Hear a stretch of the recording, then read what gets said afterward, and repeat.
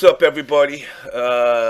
Welcome to episode number, holy shit, 204 EMP versus BDG / OBS. Big Dick Gaming and OBS are going to be discussing esports and whatnots with EMP. Going to add Melanie in about 2 seconds. Just want to give a quick shout out to DescriptionEP204 who is my boy Carlos and his brother's band. Check them out. Go to DescriptionEP204 at iTunes. Download their latest album. Check them out. Definitely, if you're a metalhead, you'll definitely like them. So with that, let me add in Miss Melanie first right away.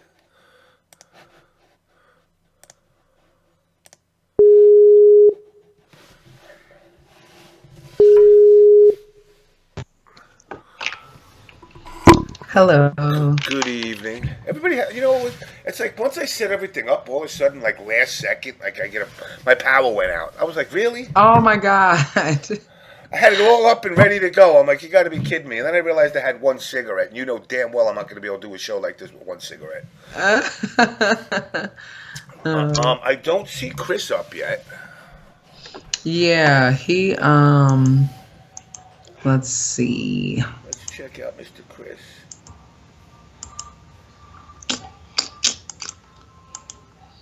How are you today? Busy, busy day. I did manage to squeeze the gym in for my fat ass. I'm getting into this gym shit. I'm going to be one of those juice monsters soon. Walking around fucking flexing his chest or something. Of course, I waited till I was 50 years old to start doing it. I think I'm a little late in the game, but fuck it. Whatever. Exactly, I'm getting healthy. Got this. I'm getting healthy. So how's you? I see you working like a fucking fiend, huh? That's true. My life is good. I'm just very tired because I was at work yesterday I was at work from like 5 to 8:30 at night, 5 in the morning to 8:30 at night. And then today it was closely similar, but it was only until 6 o'clock. So that was good. Oh, you got that extra 2-hour break. Right. Got to leave before. Actually, technically, I did get to leave before it was dark out. So. Yeah, now with the clock set back a little bit, we got sunset is at like 7:30. 7. Yeah. I appreciate that. I like the sunset. Makes me feel good inside, all warm and fuzzy. I know. Somebody in the chat said James is turning into LCG. I guess about your workouts. What is it? Right. But I don't know, man. I found the gym. I don't know what's up. I started out and saying like, all right, I'll do it a little bit, but I got to admit, I got kind of hooked on it, which is funny because, I played sports my whole life. Even, when I was in school, they kind of mandated you to go to the gym. I used to go to the side of the gym and go smoke. Oh, my God. So I never really got into it, but, I don't know, a couple of chest pains here and there and a couple of those moments where you're like, is this how I'm going to die trying to breathe? Made me just say, you know what, fuck it, let me try it. Because it's boring. Let's be real. Going to the gym is fucking boring. It is. It really is. And then there's like weirdos. There we go. I see Mr. Chris pop up now. Yay! We can't do the show without about EMP without Chris. No, I definitely wouldn't be able to do it without Chris. Mr. BDG himself. Right.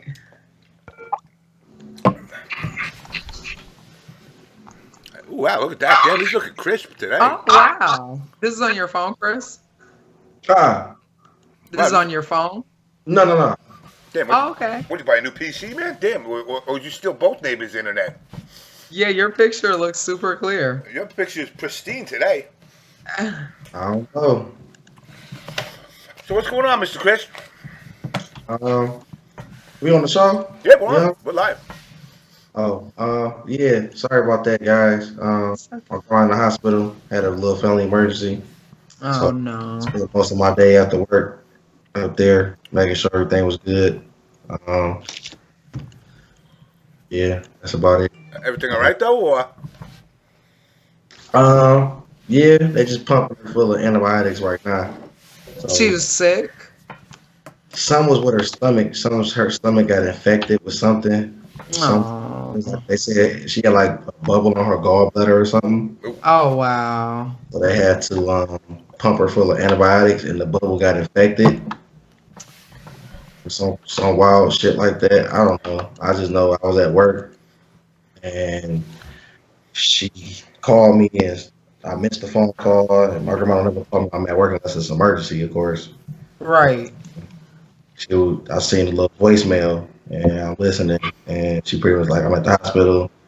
Come as soon as you get off work. So that's what I did. And she needed me to take care of her while she's in the hospital. So I did that and all that other stuff. So yeah. I'm sorry, Chris. Sucks. Sorry to hear that. All right. So, anyway, let me prepare everybody for this show tonight. Big Dick Gaming / OBS versus EMP Triforce and Arthur Redhill and Sanford and whoever else they bring to the table. We're going to discuss over the past couple of weeks, and I'll throw a little plug to my man Mike Ross there in case you haven't seen it.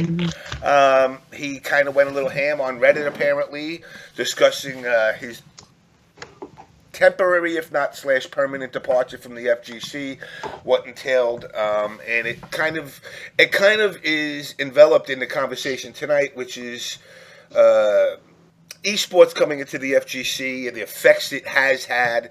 I know Caps, had mentioned stuff on Facebook and stuff over the past about how esports has negatively impacted the FGC / the grassroots and the quote-unquote powers that be in certain positions of the FGC have at one time embraced esports before they hated esports and they wanted to keep grassroots, and how it affects players in general and events.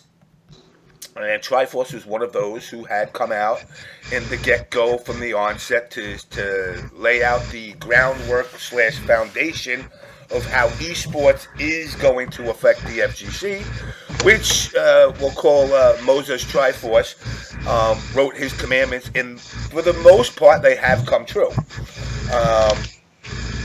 Also, we're going to be discussing some of the corn / EMP comments were made back and forth, but I need to lay the ground rules out kind of sorted now because we all know Triforce can ramble on like an old country western.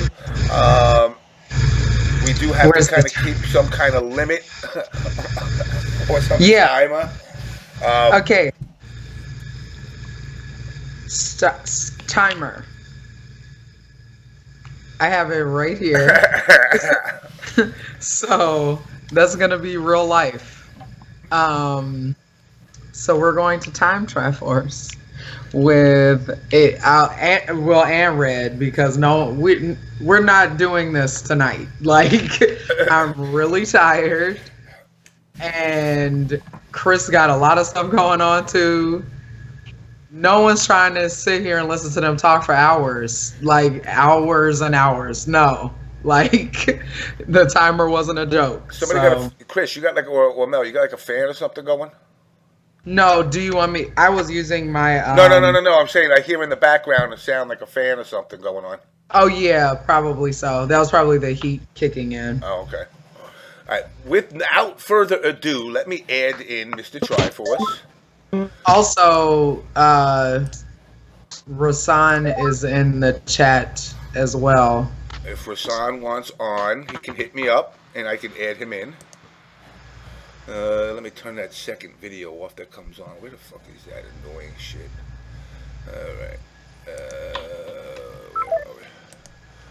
Alright. There we go.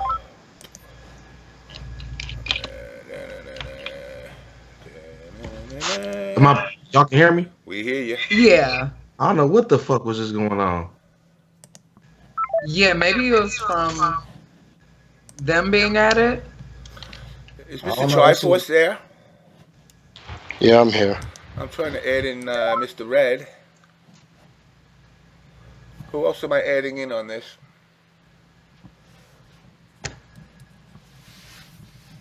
Yes, Rasan. He said in the chat he just needs 5 minutes. Okay.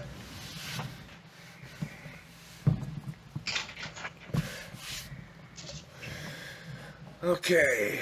Mr. Red, are you there? Yes, sir. Okay. 1, 2, 3, 4. Rasan, when you get a chance, hit me up. Okay, so, oh my God, it's been such a long time, Triforce. Yeah, man. It's hard out here. Been working. Work is good, though. Work is good. All right, so where do we start? All right. Well, I can definitely start by saying this opening statement. It's the reason what led us here. There's something I just want to address. What happened on March 22nd? Just want to say that I see a pattern where most people seem to cast Triforce in this huge negative light in the fighting game community. I don't know. Personally speaking, I don't know where it started, but I personally would like to see people actually furnish any kind of proof, screenshot, anything. Doesn't that exist? So wait, let me ask you a question, Red. No, that actually doesn't. Let me ask you You a question. sure? Let me ask you a question. Positive. You have it? Put it on right now. Actually, I'm not finished yet. I'm not finished yet. I'm making this opening right quick. Okay, go ahead. Now, This is our show, though. People So you need to say chill. that Let him some individuals say that there's lots of proof 4 Triforce minutes. doing scummy shit. To that one woman in Chris Carey's thread, I asked her, well, where is this proof? Then she mentioned to Sanford Kelly, saying, well, I'm not your secretary. You're saying that there's mad proof of him Triforce doing scummy shit, but I'm just not seeing it. And if it's not a situation where you can say, all right, well, I have the proof, but you know who has it, then say who has it, and then I can go after that person.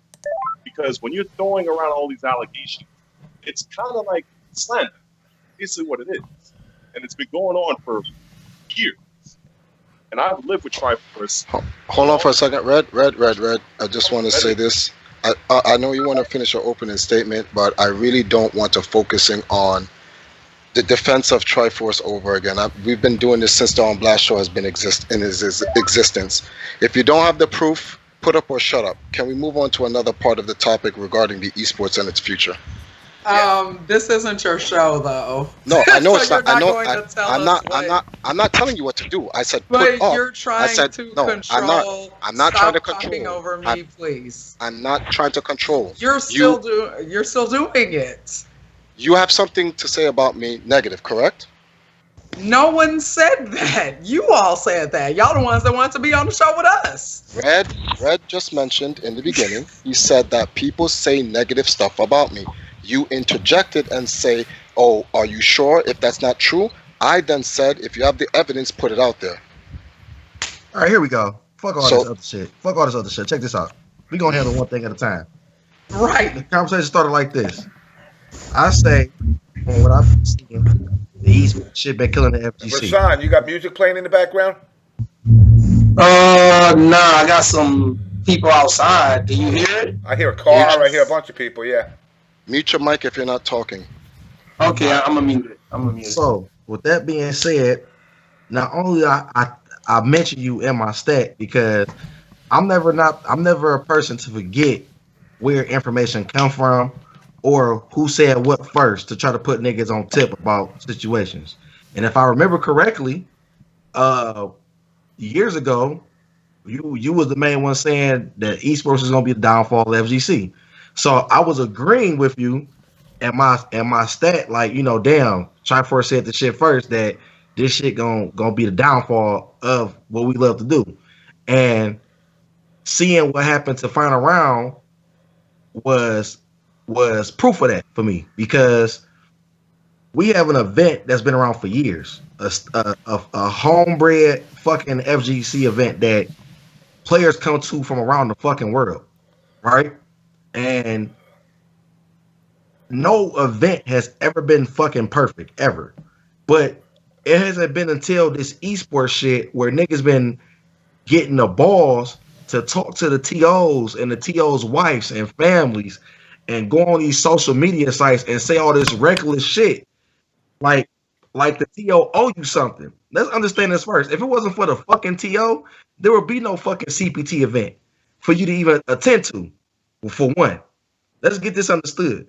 So all that extra slick talk, all that extra shit was beyond me. And I felt like this shit didn't come about until niggas felt like they was getting owed something due to some esports shit. Then it turned from when I was giving you your credit for bringing it up first and putting niggas on tip, it went from some people coming in and saying, oh, you know, bringing up the old school Triforce shit. Now with Red, my thing to you is this. That's your man's. I get that. Just like I try not to bring this shit up, but just like everybody know me, Adonis was like two peas in a pie. No matter if that nigga was wrong or right, I stood by that nigga's side and I cuss niggas the fuck out. And Mel, you seen me do it, right? Oh yeah, absolutely. He was wrong or he could have been completely wrong. But in the public, nigga, guess what? That's my nigga. Y'all can't put on dark thing.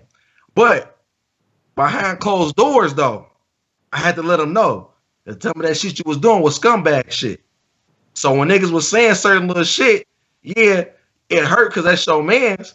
But in the same light, everybody not gonna keep saying the same shit, and it's not true. That's like for me. If everybody come tell me Chris Carey is an asshole, at some point I gotta realize that I'm a fucking asshole. Nobody's gonna keep coming to everybody else saying the same shit about one person.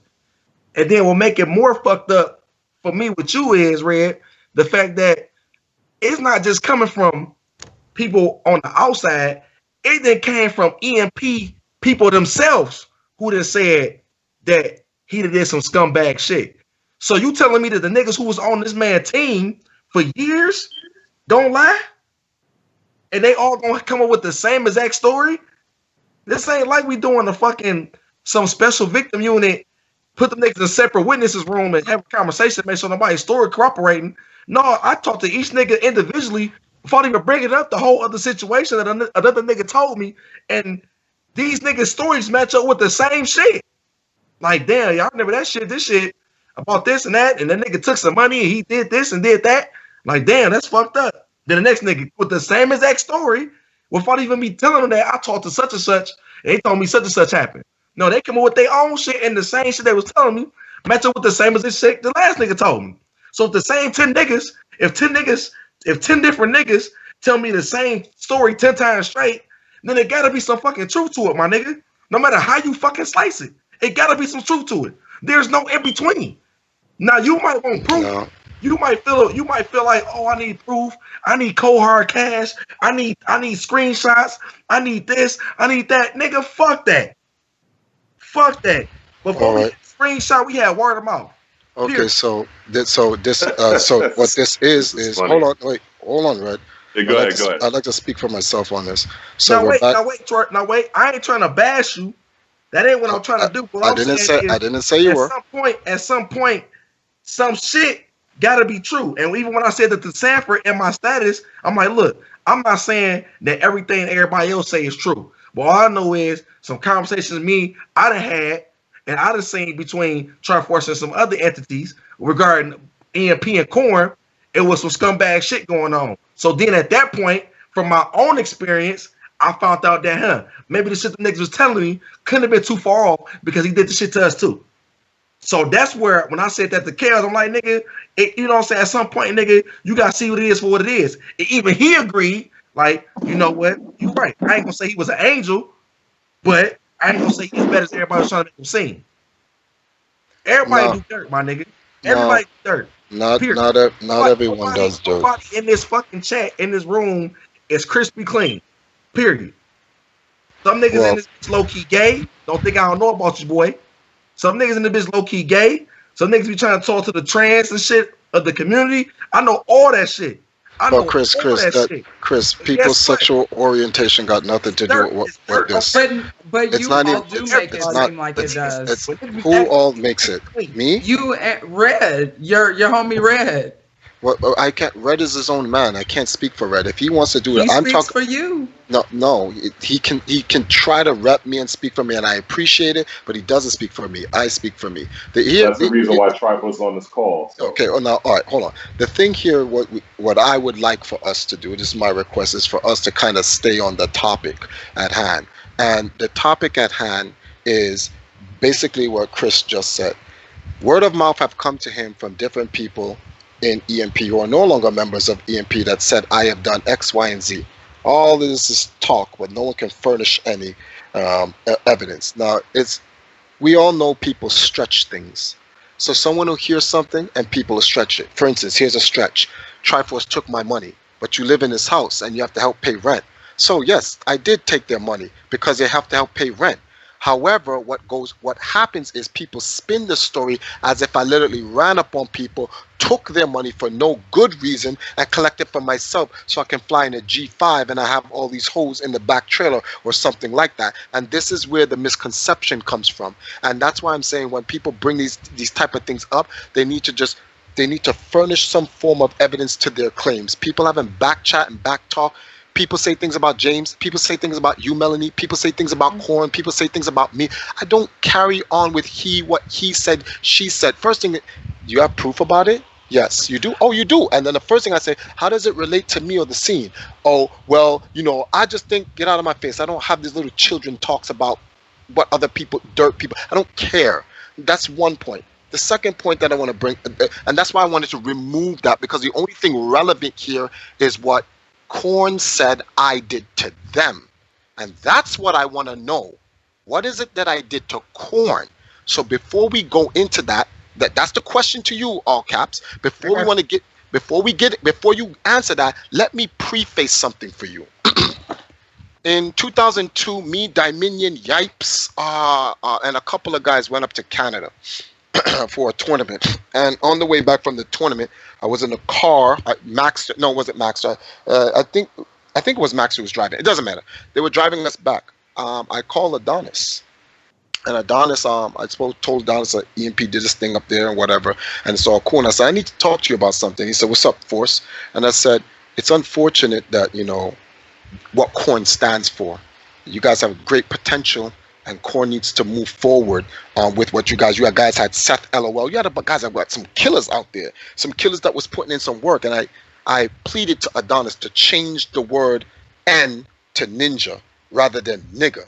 And I told him straightforward, I said, my man, as a black man in this country, having the word nigga in your team's name is a bad look for not just your team, but also my team. When the scene was trying to get Corn versus EMP.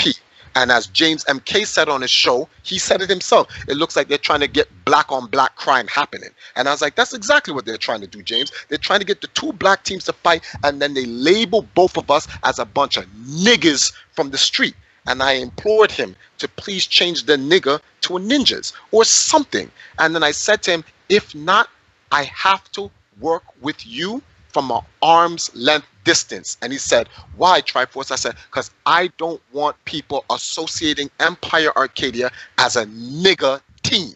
Bad enough we have stupid shit going on back in the old days in the Ark, like Red getting drunk and stripper pose in the background and and all types of rap. We have to deal with that already. Getting that name nigga stereo typecast to our team would even be more. It would be harder for us to fight. And I told him that. And he said, I feel you, Force, but we some real niggas in the D, so we going to rap what we rap. So I said, all right, Adonis. And I left it at that. Never again did I ever speak about Corn or trying to undermine anything Corn tried to do. So now, the question I ask you, what is it that I did to Corn again? I'm gonna put it like this. And this is the last I'm gonna say about it. I'm gonna issue it like this. For one, I know I don't tell my sources. So if you can't take what I'm saying, no, that's not real nigga shit. I never tell the source. Fine, you don't have to tell the sources. Just tell me what is it that we did. I'm from the hood, so I'm gonna tell you about it, but I ain't gonna tell the source. You a hood Red, so you can't. Can you respect that? No, I can respect that, but let's hear something. Okay, so let's get to it then.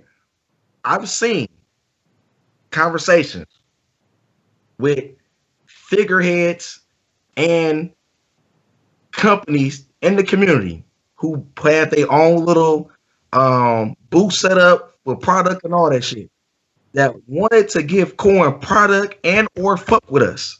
And I've seen conversation where it was brought to you and you downright trashed us because of the name and because of other shit.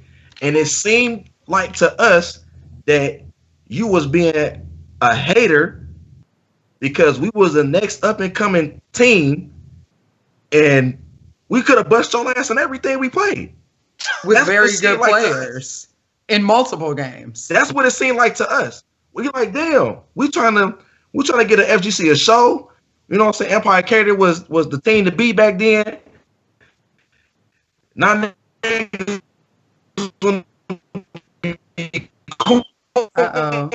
Chris, your mic. Your mic is popping out, Chris. It might be his computer. Hold on, let me. I guess it wasn't meant to be to hear this, I guess. No. I know exactly what he's talking about. What he's saying is actually true, but I'm gonna add the context to it. I just want him to finish. Hold on. Let me try something quick.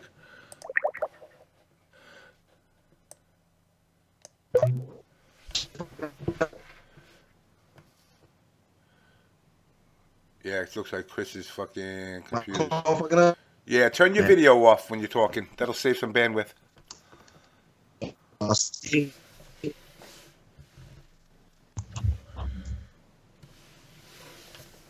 think there you go.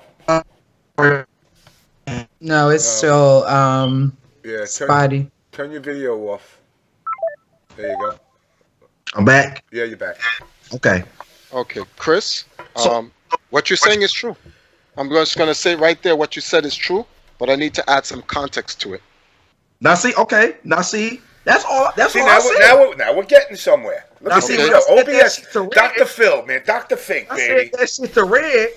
Red tried to treat me like he ain't know a nigga. Because he didn't understand. First of all, that's not even true. We can go back. Wait. No, let's not. Let's not talk over everybody. We are at a point where we agree that a story that was said is true.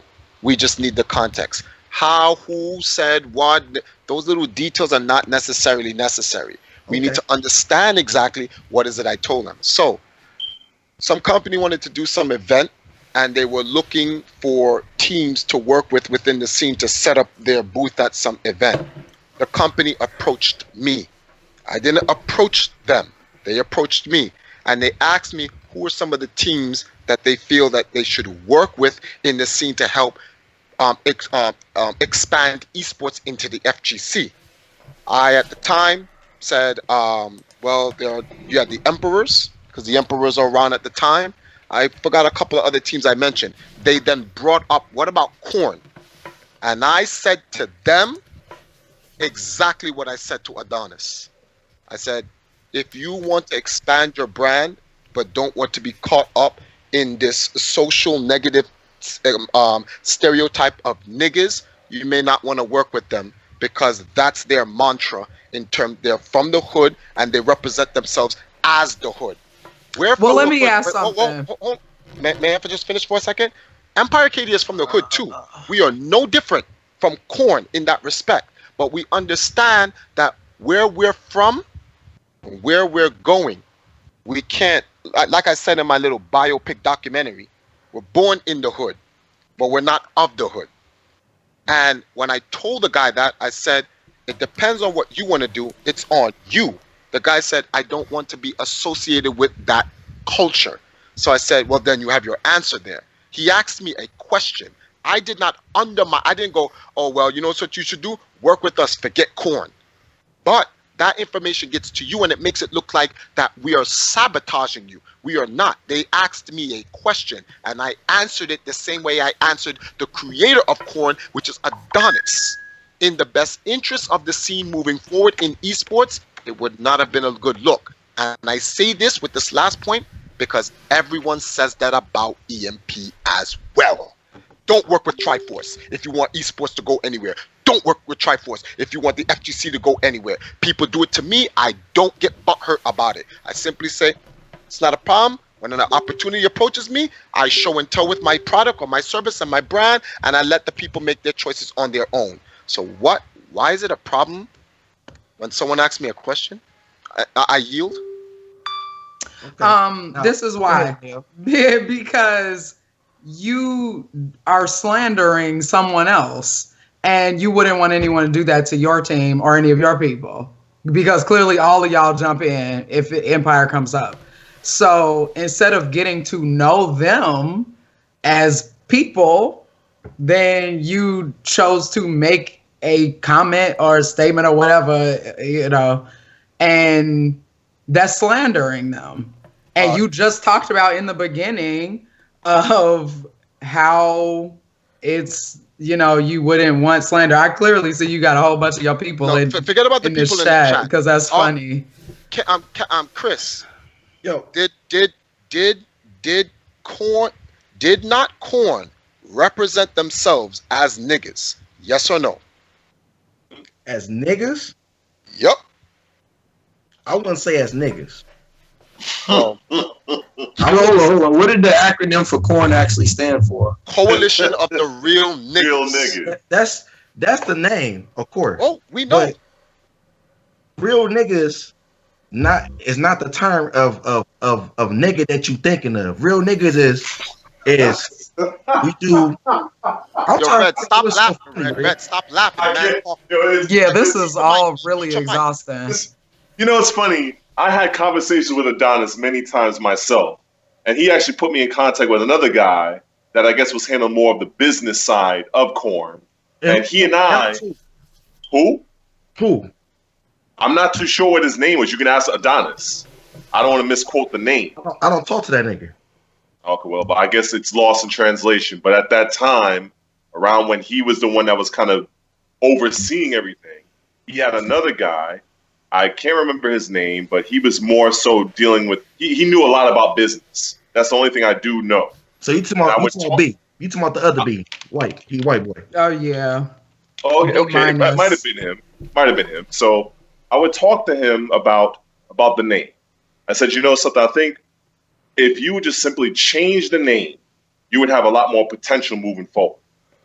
Adonis and the other guy obviously saw it differently. And I also knew that Triforce was trying to talk to Adonis as well. I just don't know how regularly it was, but I know the conversations I had with Adonis, and it seems like that didn't go anywhere. So in the long run, I knew that there would be a ceiling on where you guys could go with that name.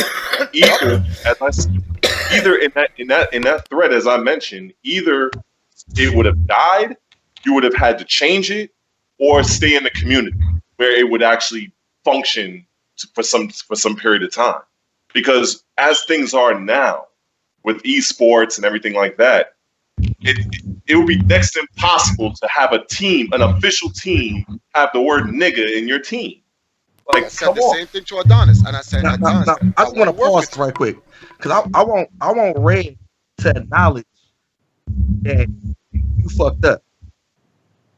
When I told you what I seen that he said about the team, you tried to play me like I know what the fuck I was talking about, my nigga. So I need you to acknowledge to me now that you was wrong, I was right, and it's about okay. What? When I told you about the statement he said. About the statement, you was like, "Oh no, my nigga would never do that," and I need proof of this. I need proof of that. Your man just said. Oh, wait! You're confusing apples and oranges right now. No, he's not. Red. Time out. Red. He's not. Red. When you're talking about, Red. He's not confusing apples and oranges. Simple put, so we can save time on this.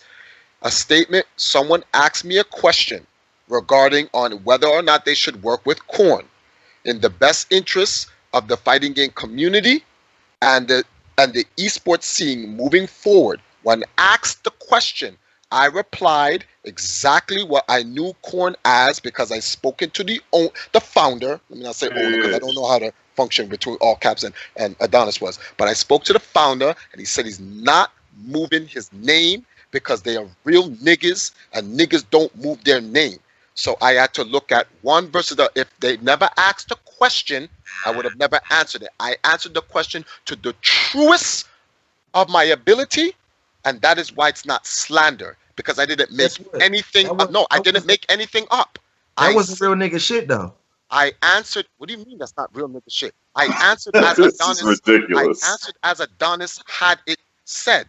Y'all are real niggas, and you're not changing your name for no one. And fuck. But see, this is where I say that's So I told him bullshit. that. You know for a fact, you saying it like that was gonna make them not fuck with us. When you could have Right. What you want me to do now? What you want me to do is lie.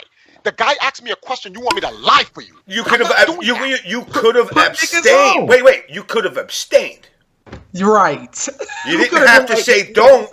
I don't You could know. have said, "Oh, I don't know those cats. I don't really fuck with them." You could have did it that way. That does not. Hey, Okay, you know James, what? but that does not mean. That does not mean I slandered. That group What? got Okay.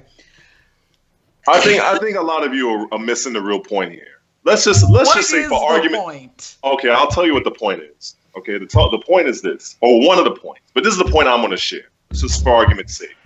Let's just say, hypothetically speaking, Triforce actually did that. Let's say Triforce said, "Well, I don't know these guys." And He did do it. Wait. Let's not just say. Let's just say he did. Red is saying something else. He said hypothetically. Let's say I did what you said and abstained. Okay. That's what he said. Go on, Red. Let's just say. So can I continue now? Okay, I guess I can continue. Good Lord. All right. Where's the timer? Time to put the timer on, motherfuckers. Shit. Now go ahead. You go ahead. Because I don't know what this woman's problem with me is I barely even know her, so I don't even know what her problem. Right. Okay, so just let's continue. go to that. Exactly. You barely even know me, but your feelings I were don't- I real. really don't know you. Stop. But you have all this issue toward me. Stop. Let her talk, Red. Let me know Thank what I you. did Let to her you. talk. I'm about to tell you right now. Okay, flat out, you're annoying as hell. In Chris's status, which I blocked you to even comment on. And the reason I blocked you in the first place, on some real stuff, I only know you because I dated Rasan. You were one of Rasan's friends. I get that. I respected you out of the fact that I was with him at that time. I ain't no mo. So you coming in and randomly commenting on statuses of mine saying misogynistic shit or saying shit about gay people or saying shit about trannies and writing that's what it is. What? Okay. Writing Now we're getting- Stop, please. Saying paragraphs of stuff. Don't nobody want to read all of that. And you do it, you it's like you'll scroll through Facebook and be like, oh, this is something I want to comment on. Let me write an essay about this subject that no one is going to read, that no one cares about. Everyone doesn't care about your view. Everyone don't care about my view. And that's fine, but you don't seem to understand that. And even Assumptions. Even in Chris's status, which was a perfect example, you kept coming at this whole, oh, that's cute, or oh, what? Don't. I made one comment about that. And then you consistently were like, oh, well, I don't know what I did to you. I don't know, blah, blah, I blah. don't. You know, here's an interesting fact. You friend requested me on August 19th, 2014. I didn't know who you was. Yeah, I did my research. So I really didn't know who you was. The only time I even knew the only time I even knew you existed was because of what Rasan told me about yourself and another one, Kendra Horton. I did not know either of y'all existed. So when you two were going out, I got a friend request from you. All I had to do was look at my Facebook messages. I scrolled up. It's not complicated. So throughout the entire time of me interacting with you, it has been nothing but respectful, cordial, lighthearted. I never once came out my face. I never once came out my face to you ever. I've met you one time. We took one picture at Next Level Battle Circuit, and that was the extent of my in-person interaction with you. That is Then all. why don't you act like that? Act like what? Like we did only meet one time, and like that was our only real interaction. And then the because bulk of then our you pop out. and then the bulk of our interactions was on Facebook. That was it. Right. And through those interactions, there was no issues between you or I. You can go through the messages yourself, unless you deleted them. It's really no. So to me, I don't know where the animosity is coming from. This is the thing. There is no animosity. It's annoying. This in general is annoying. So I agree. Can we get back to the corn and Can I say something? Because I haven't said. I let everybody talk for like 30 minutes. So we've been talking about corn versus the FGC, corn versus EMP for like 30 minutes, and this is old. This is kind of. I'm not to be disrespectful, but this is like not really. This is something that can be handled between us individually, not. Then Rasan, I don't. Wait! You cut me. I talk for like 5 seconds. I want to give you the floor because I want to just say this one thing to Chris, and then I'm done on the situation regardless, and then you can go into wherever you have the floor, whatever. But Chris, directly to between me and you on the corn EMP shit. Right. I cannot apologize for telling the truth, but I will apologize for simply not abstaining when asking the question. But I did what I felt was in the best interest of the FGC and the esports industry moving forward with the FGC. So on that level, I apologize if I'm not abstaining, but I was not going to tell a lie, and I'm pretty much done on that. Okay. Okay, so I guess at the end of the day, we just going to agree to just be cordial and respectful to corn or just between each other. So I don't feel like that's something we need to talk about for 2 hours. No, we need to talk about esports. Right. So yeah, that's the main reason I even came on was to talk about the whole Mike Ross thing and somebody I grew up in the Marvel 2 scene with. But I'll let you guys segue into that. I'm not gonna segue into that for y'all. This y'all show, so go ahead. All right. So Triforce, you and I have had conversations. I don't know how many millions of times. I mean, we can go back to 2012, 13, 14, 15, and since Jesus walked the earth, and we discussed the esports thing. We both had agreed that the FGC was inevitably going to get the Red Sea opened up, and they were gonna allow some to pass, and some were gonna get flooded. The difference is what, as far as yourself, in my opinion, of how it transitions. I'm still a firm believer that they're going to bail, because the FGC just is not watchable in a political correct version or a corn version of it. It's just not entertaining. And, people could disagree with me till they're blue in the face, but the numbers don't lie. Very, very true. Can I say something about that? Why it's not entertaining? Okay, so we got to look at the people that are the forefront of Chris said a couple shows ago about the commentators, right? So you got Sajam. Sajam is essentially the poster child for white privilege. He's literally like an espresso caramel macchiato drinking dude with a button-up shirt. He's like Ultra David Light. Like he sounds like he needs Mucinex. And then you got James Chin, who is one super move flash away from having a damn seizure. He's so old. So I don't understand why they have these young, talented commentators, but you let the same people who are not entertaining monopolize the media. Whoever controls the media controls what everybody's seeing, controls the market.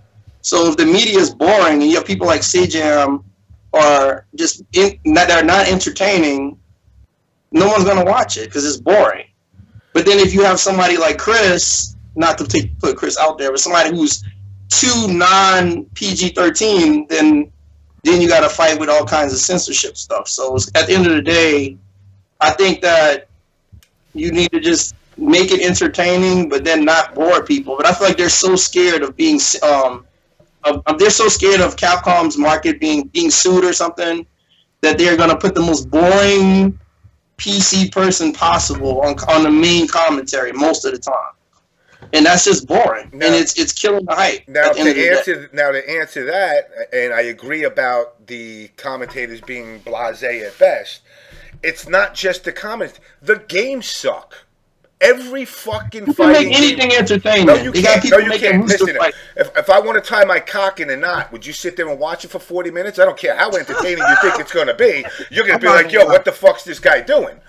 Depends Fighting on how you games market are it. not. Fighting games are not ever going to be at the level of a League of Legends, because the reason those games did well, because quite honestly, the games aren't put together that great, but they were put out for free. And everybody likes something for free. That's how these built up. Counter-Strike, it built its fan base up easily. Fighting games are a niche in gaming in general. Triforce is a Tetris god. Listen, hold on. May I counter that, James? Hold on. You're a Tetris god. But ain't no motherfucker but you and Kasparov actually really watching it. And So y'all think League of Legends is fun to watch for someone who doesn't understand the game? It looks like dots on the screen shooting at each other. No. No. StarCraft looks like spaceship. It looks like little dots shooting at each other. A million dots shooting at each other. But they have their fan base Someone built wants to already. watch that. They got their fan base. Okay. They fill up an arena. We can't fill up a fucking a hotel. That's not necessarily true. Now, this is my expertise here, right? Go ahead. So there's a statement Chris made in the beginning of this show. I wish he had held that statement until this point of the show, because then this is perfect. The thing here is Triforce prophesies. I didn't prophesize anything. There's nothing to prophesize. Every market has a same. It's clockwork. It's a machine. It runs the same way. Every single market. You see how you said, James, the FGC will never get to the level in esports and stuff like that. You're 100% right. But I also told you that they don't want the FGC to get anywhere. They don't care about that. Fighting games in esports is going to work. It's just the FGC won't be involved. And this is what the separation people need to understand. It's not that people are leaving the fighting games in esports. This is called the drain. You drain out the scene, right? Everyone, you make it so hard for the community to ever work to keep itself going that everyone leaves the scene. And what I mean by everyone, I don't mean the people. The people will always be there to watch fighting games. The foundation around it. Yeah, the foundation that built it.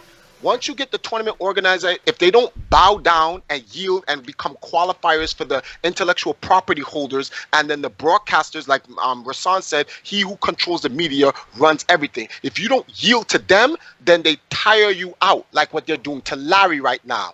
So they're going to send in people that's going to hit the brick and mortars and the cornerstones of his community, make guys walk out of tournaments like Big E, where you have like a whole bunch of proctors and tournament organizers, staff helpers, all walk out almost at the last day of the tournament to sabotage these brands so that these brands fall down. And when the scene falls down, it looks like it bankrupts and implodes on itself, then the suits come in and buy it up for pennies on the dollar. Take all the brands, include them into their intellectual property, and then rebuild it from the start, and then wipe out the old history as if it never existed. This is not something you prophesize. This is called manifest destiny. Wait, you know what's from Triforce? The suits, it's not like the suits are going to come in like all of a sudden. They're just already here. Look at people like Vesper Arcade.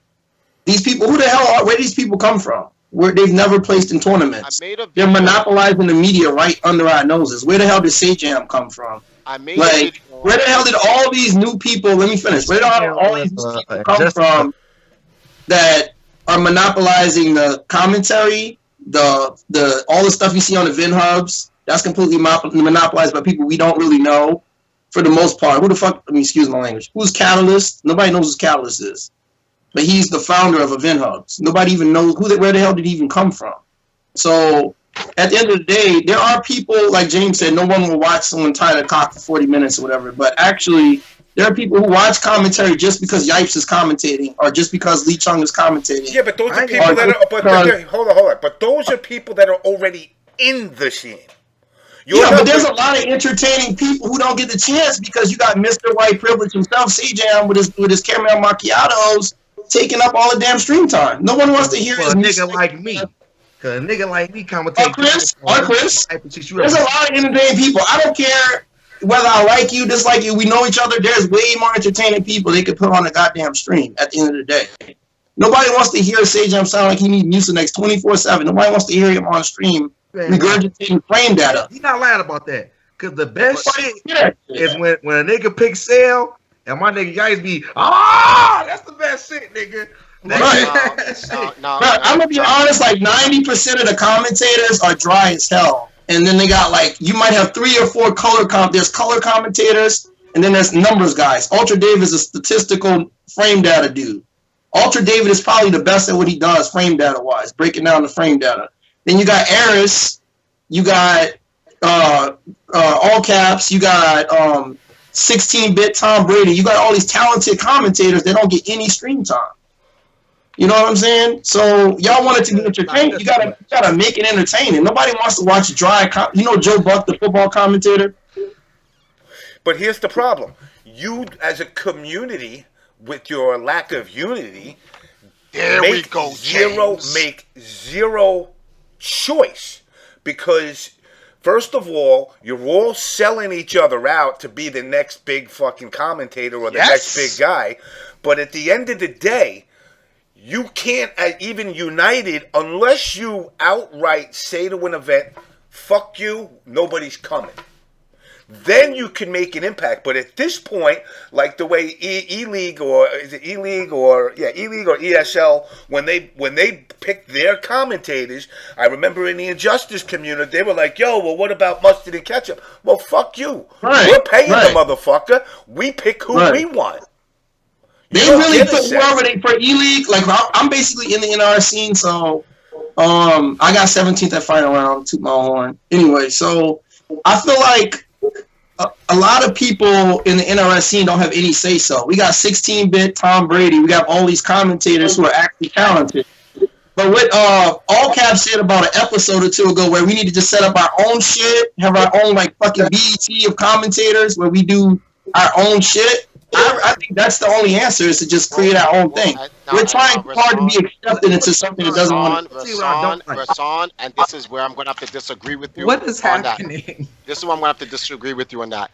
The time for us to set anything up has long gone. There should have been black TV in the FGC a long time ago. But you guys didn't do it. We need a real version of, nobody want to watch that shit at the end of the day.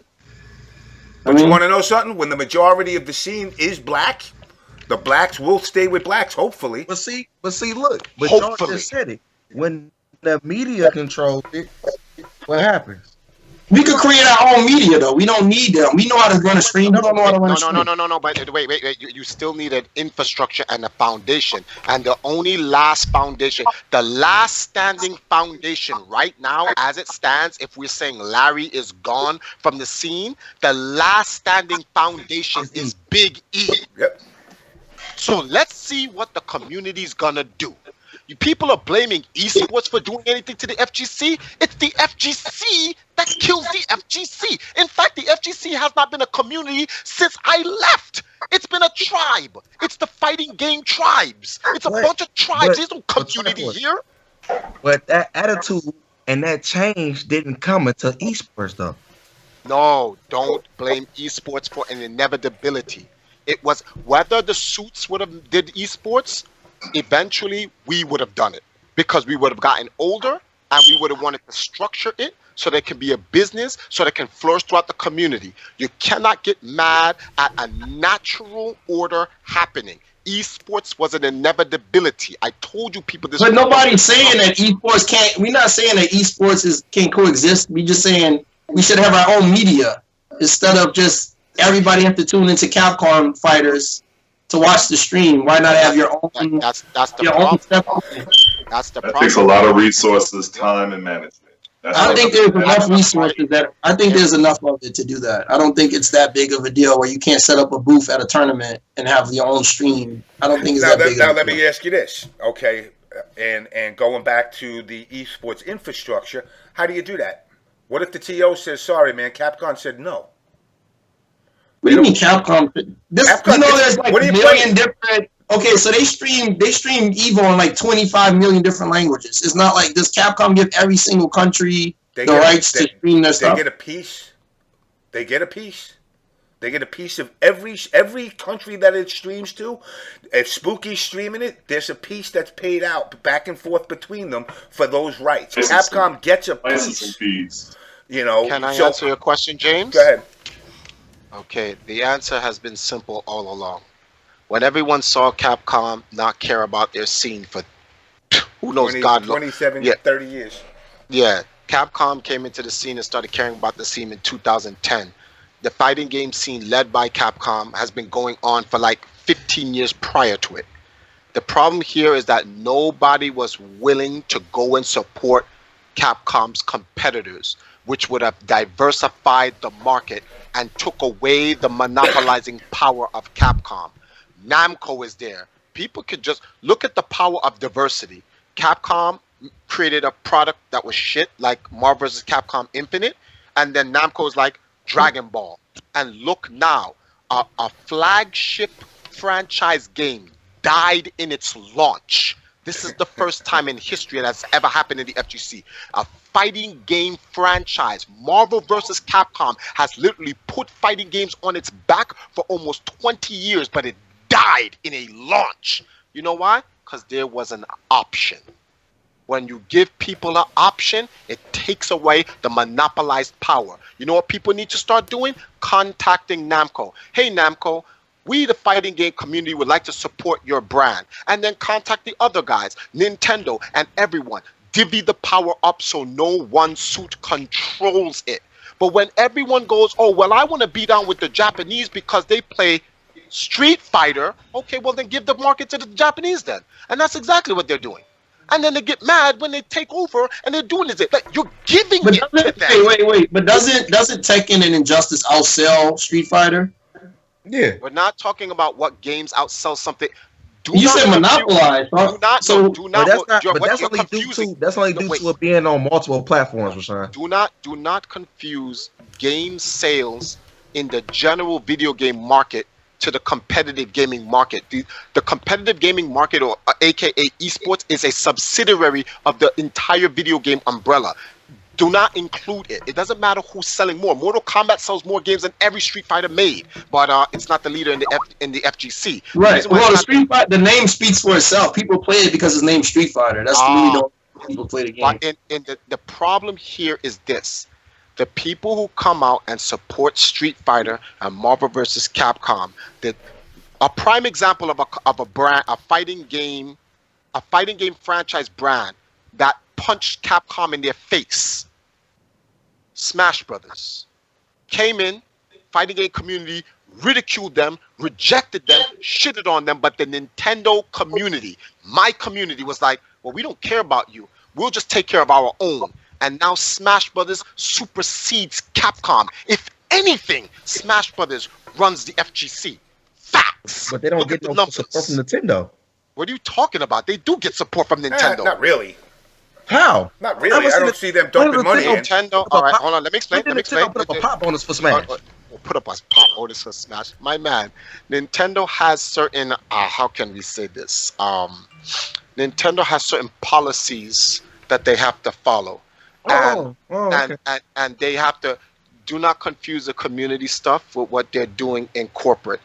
Nintendo makes sure they balances themselves by using the Treehouse as a middle party organization to communicate with the community and sanction.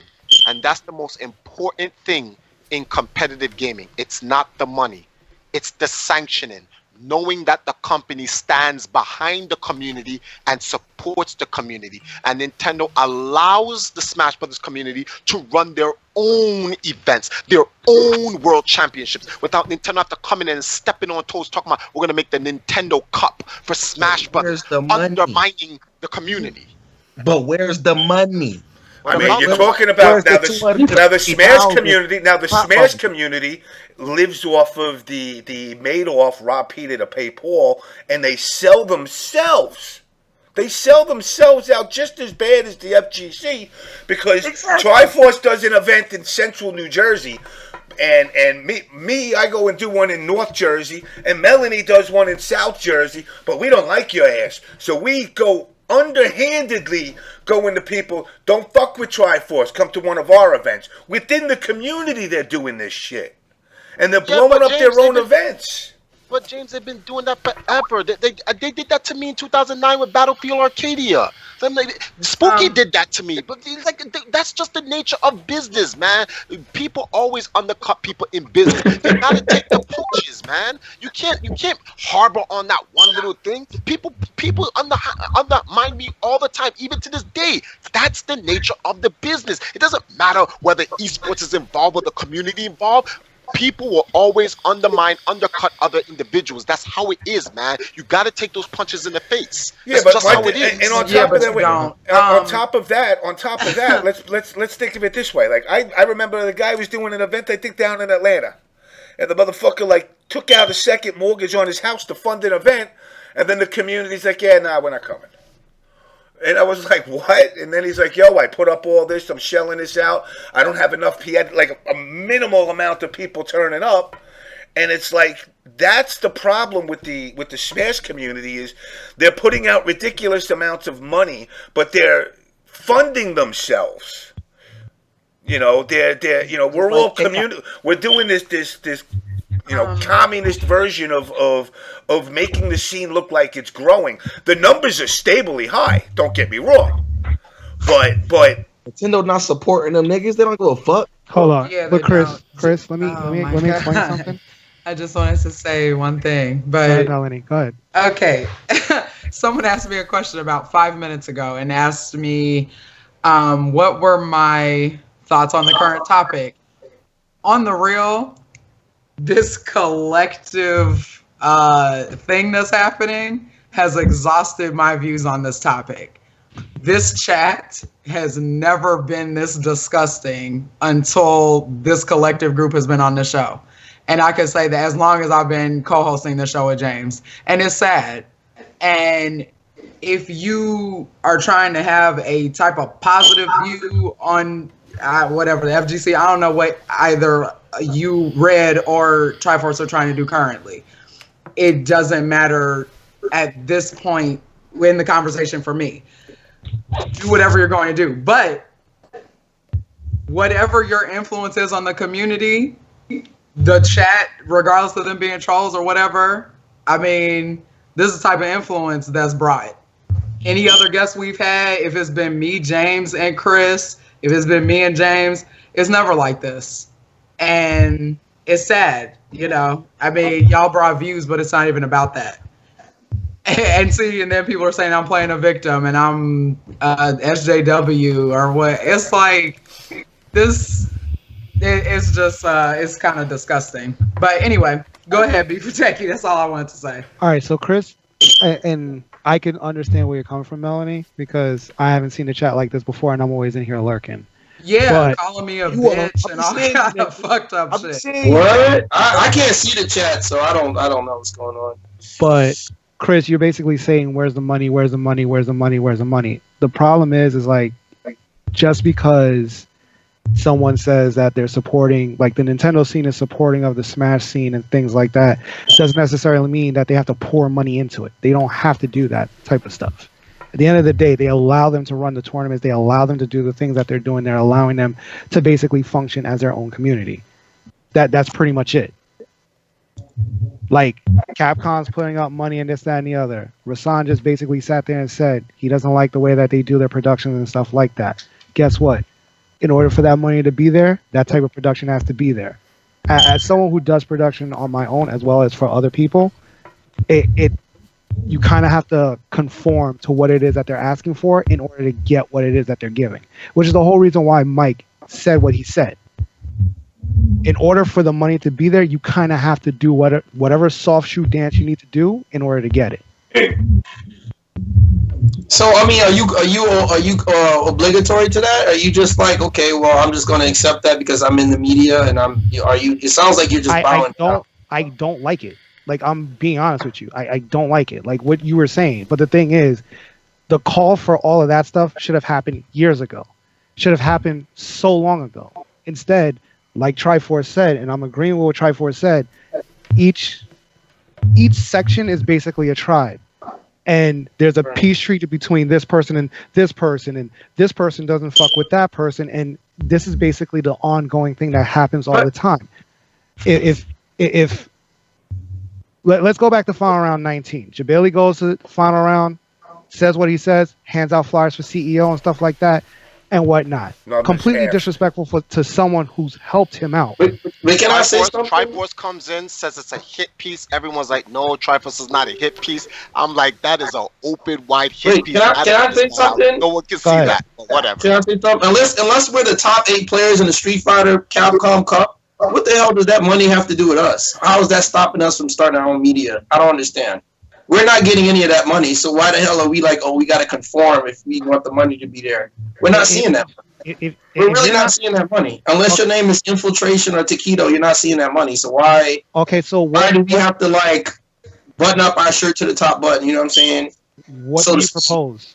Like, what do you propose? You propose making your own league, because guess what? You got to go through that league. I mean, LeVar Ball's doing it. He got a goddamn league for people who want to go to college. He's got his own league. Right. So you want to do your own thing with Street Fighter, NRS games, and stuff like that. Guess what that costs? That costs money, because you're not going to have to pay for a licensing fee. Intellectual property. But there's a bunch of black people doing media, or just not just black people. There's a bunch of people who don't want to hear that corniness that's doing media that can basically cooperate and get stuff done. Stop watching. I'm one of those people that's out here doing many other things. I don't just sit here and just stream FGC shit. I did a freaking piece on Aaron Hernandez for Oxygen TV the other week. Like, I do other things. So it's like, I could sit here and I could basically come up with a shit ton of money. The thing is, guess what? Unless you make the game, you can't make something that competes with a CPT.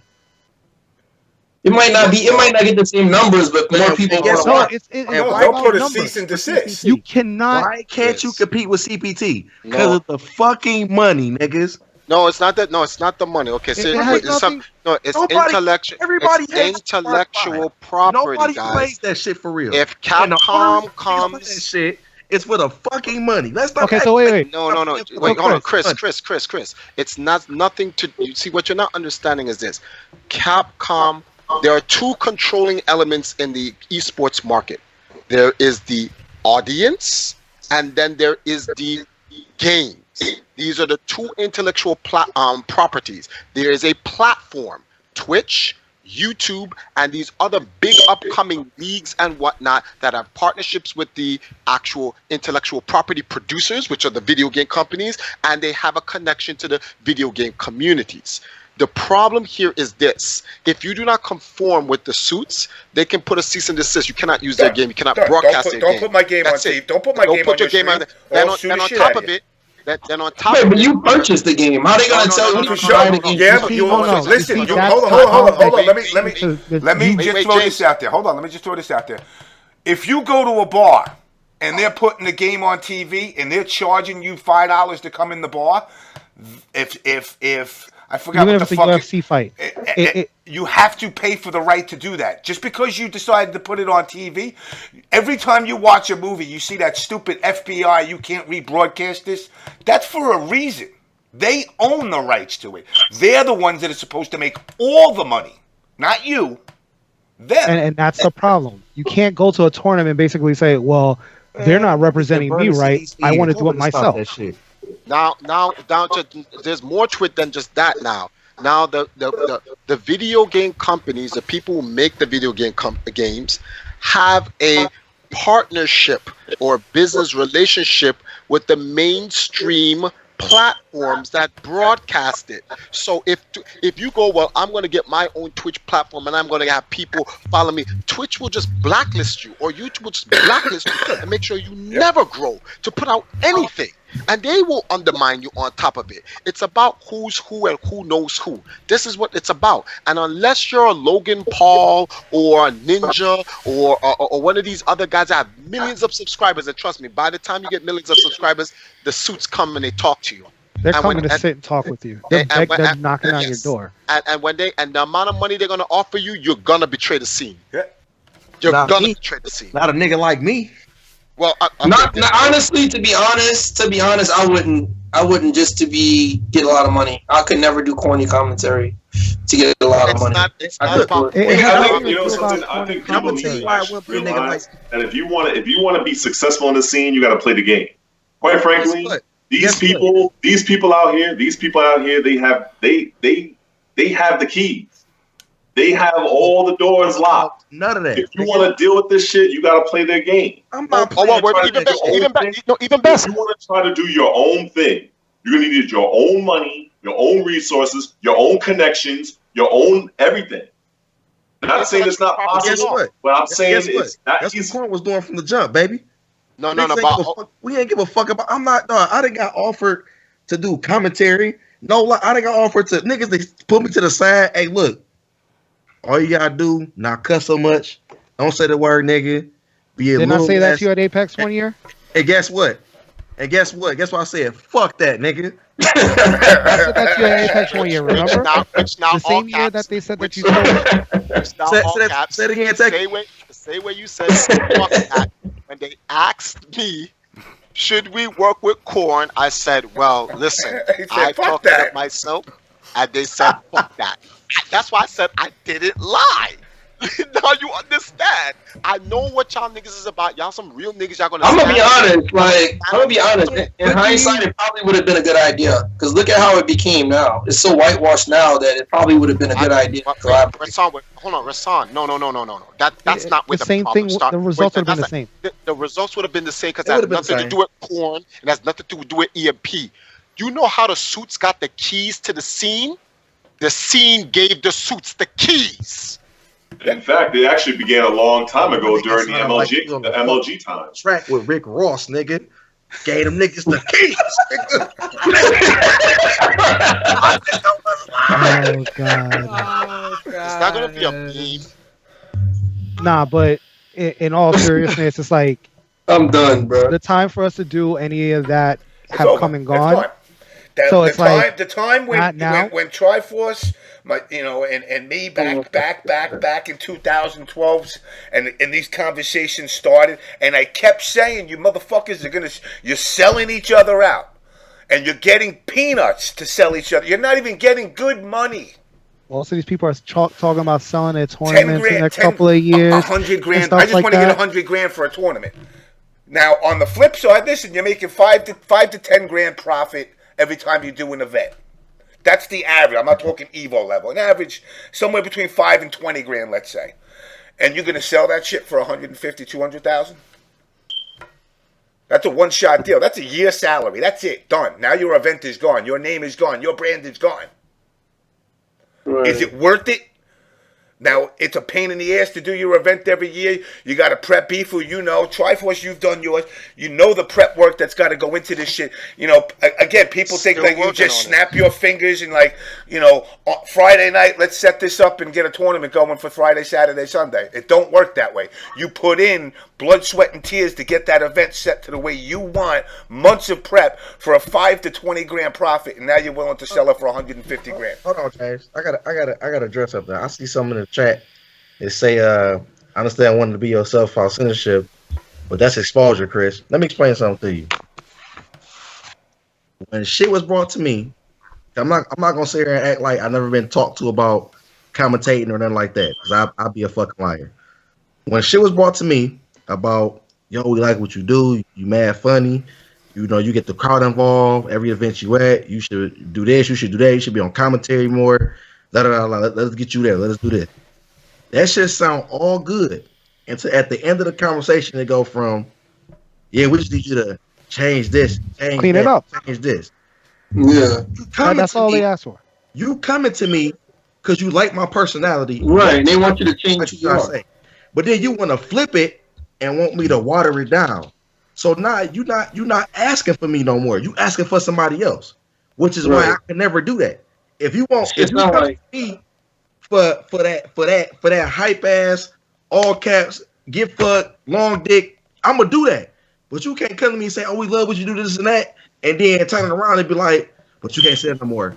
You don't see that's what Kevin Hart got paid for. That's what Richard Pryor got paid for. They was saying, fuck they wanted to say. To be honest, like you, Red, and a bunch of other people would be so entertaining because, like, it's just I don't know, man. I don't know because they got these. Look at the top YouTubers. And they did not be themselves. Yeah. So when niggas, so basically, we've been proving Mike Ross's point this whole show because we're basically saying that there's nothing. It sounds like we're basically saying what he's saying in different ways. Yeah. But here's the part of it. Here's the part of it. Hold on, Chris. Here's the part of it, Chris. That's fucked up. These guys, like, you know, the fact that Mike Ross came out and said that, you know, when Corn was being Corn, these were the guys that were telling them, shut the fuck up, go in the corner. We can't have you doing that shit. We're going somewhere with these esports. Now that the control is taken from them, now all of a sudden grassroots, we need grassroots. That's where it's at. No, you were the ones that originally said, fuck that, I'm not selling my soul to nobody. Then you flipped, you got a couple of bucks, and now you realize, well, when you took that couple of fucking dollars, you sold your soul for the ability to be who you are, and now you want it back. Well, the devil said, no, fuck you. Do it our way or get the fuck out. All right, James, okay, I have an exclusive for the On Blast show. I have a question. Depending on the question, I'm dropping one of the saved e-files. Is Mike Ross working for Twitch anymore? Negative. No. Is Mike Ross involved in the scene anymore? No. E-file unlocked. Okay, here we go. So, when I was in Jamaica, oh man, this shit is crazy. You know, Mike Ross was the one who told me, yo, Triforce, the FGC spoke to the Twitch to block you, blacklist you out of the scene and give you no media platform. This forced me to go to YouTube. Did y'all know that?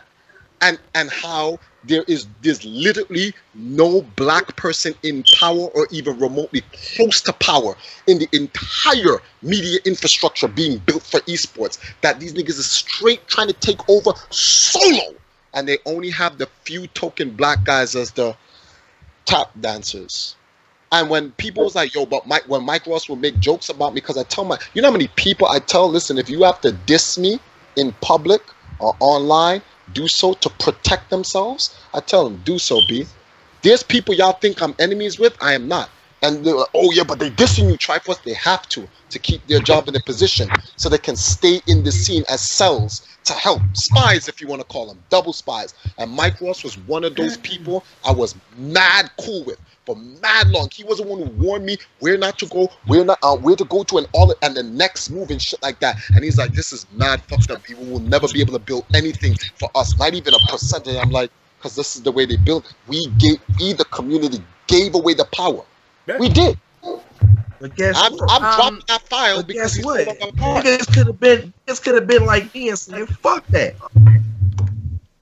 Yeah, but yeah, I want to say something because there was a really long comment. Who that TBFN? He added me and said having all caps on commentary would literally be the worst thing to ever happen to the FGC. We already have an army of wacky Yipes clones. Do you really think a bunch of corny ass people yelling "get fucked"? Actually, that already happens. Do you know how many like phrases and stuff that Korn in general has said, not even just Chris, that other people use, that Yipes uses? Nigga, what? The disrespect. Yeah, for real. Nigga, what? First of all, anything I say is a fucking original. Let's get this understood now. I never tip and tap and take other niggas' flavor. I always use my own shit. All my shit is original, nigga. All my shit. They actually had a commentator. Y'all know when Android 16 does like the slam dunk or whatever? Yeah. So there's this every commentator does the goddamn NBA shit now because Yipe does it, and it comes off like really cringy and really annoying. It's actually really bad fun to watch. And guess what? I never used it. They have no. You gotta understand. A lot of these people literally have no personality outside of see on the FGC. It's really sad. All right. And I mean, Melanie, there's a young lady in your chat, EMP Valkyrie Robin. who's been around in the scene for a very long time, and she wants to be added to the call. We'd like to get some more, you to talk more, and other women to talk more. What's crazy Let's to talk me about is, what though? Because I've clearly lost control of this show. I mean, anytime I had something to say, it was shut down or talked over. So, y'all go ahead. This y'all show. Okay. You all were the ones that wanted to be on, so go ahead. We got reasons. oh, wait. So in any event, that's the case. Let me. I'm gonna wrap up that last shit, like you said, Mel. It's funny that somebody would say that only because a lot of shit that commentators use and say now is shit that Korn came up with and said and pioneered. So I find that I just find that funny. I just find that extremely funny. That's funny. Because a lot of people I've heard other top players, commentators use you all's phrases consistently. That's just, like I had somebody tweet me a stream from Japan when the fucking Jess was singing the Get Fuck song. Okay. Exactly. To put things into perspective, right? And this is actually giving you props, all caps, and the Korn team or the Korn brand. It's not necessarily. Let me say this from a different point of view.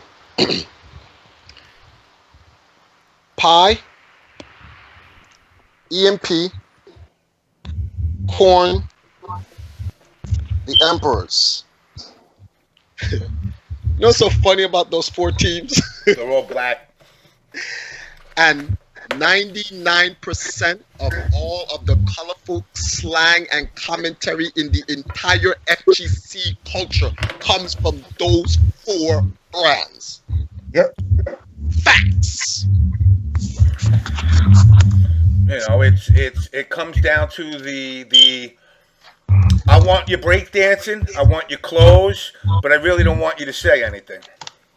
Cultural appropriation, even down to the damn fighting game community. But that's the way the world is. So the question that we have not answered yet is, what can we do about it? Rasan, mute your mic because I hear music or something in there. Okay, my bad.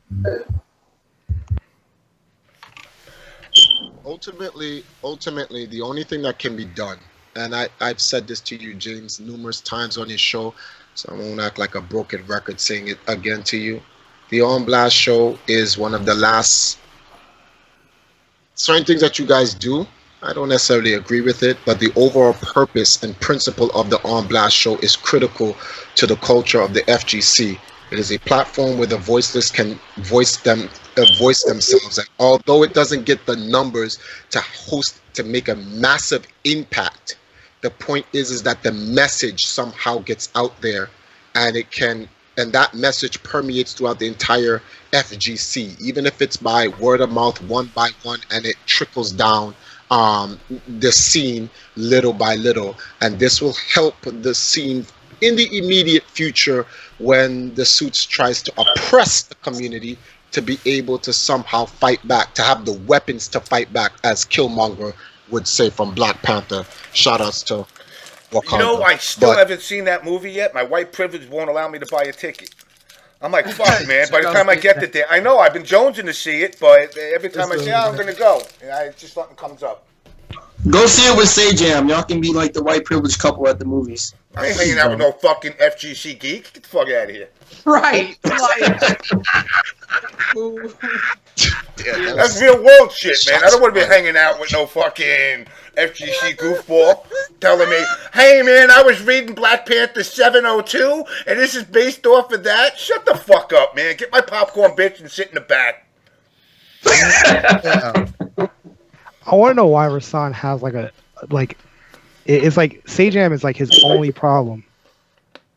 Oh no, it's not.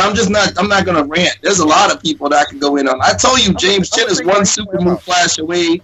James Chen is one super move flash away from having a fucking seizure and being in a hospice care. He's so damn old. I know what it is. I'm gonna keep it a buck. I know what it is, Rashawn. But the thing with Sajam, what Rashawn keep pointing out is, this nigga came from literally no fucking where. Yeah, where? Right. What's his talent? What is his talent? Right. Wait. What game did he come from? Been around for years. Also, they've been around for years. Right. Some of these niggas we know play the games that they play. Sajin came from no fucking where and is commentating shit like Tekken. Right. This nigga got no vibranium. Where the fuck did he come from? So you don't find it weird that a day of my fucking life. So you don't find it weird that these people get these opportunities, but yet none of you guys get the opportunities? I wouldn't say that, but it's like that's like okay. It's all set up, man. It's the faster people realize this shit, the better.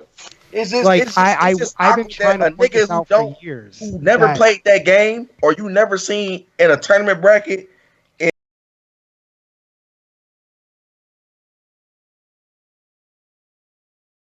They're already here. They're smiling in your face. They're amongst us already. They're your friends. They're the people that are taking over are not the dudes that you expect. They're the dudes that just already here. Who the fuck is Vesper Arcade? Who is this dude? Here's a perfect. I'm gonna rehash an old story between Triforce and myself.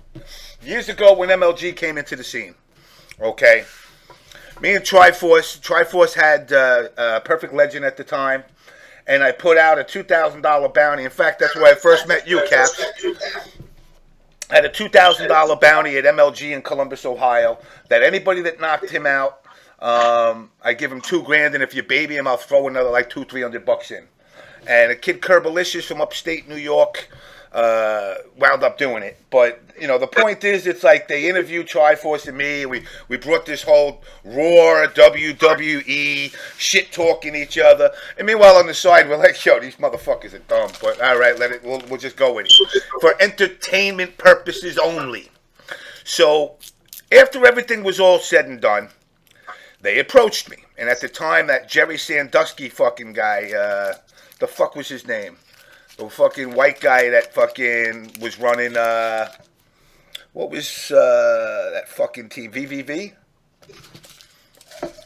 Hit me up in the corner, and he like, yo, man, you know, you're doing some good shit, but, you know, this Triforce guy, you know, they tell me, and I was like, I don't know who the fuck you are, be gone.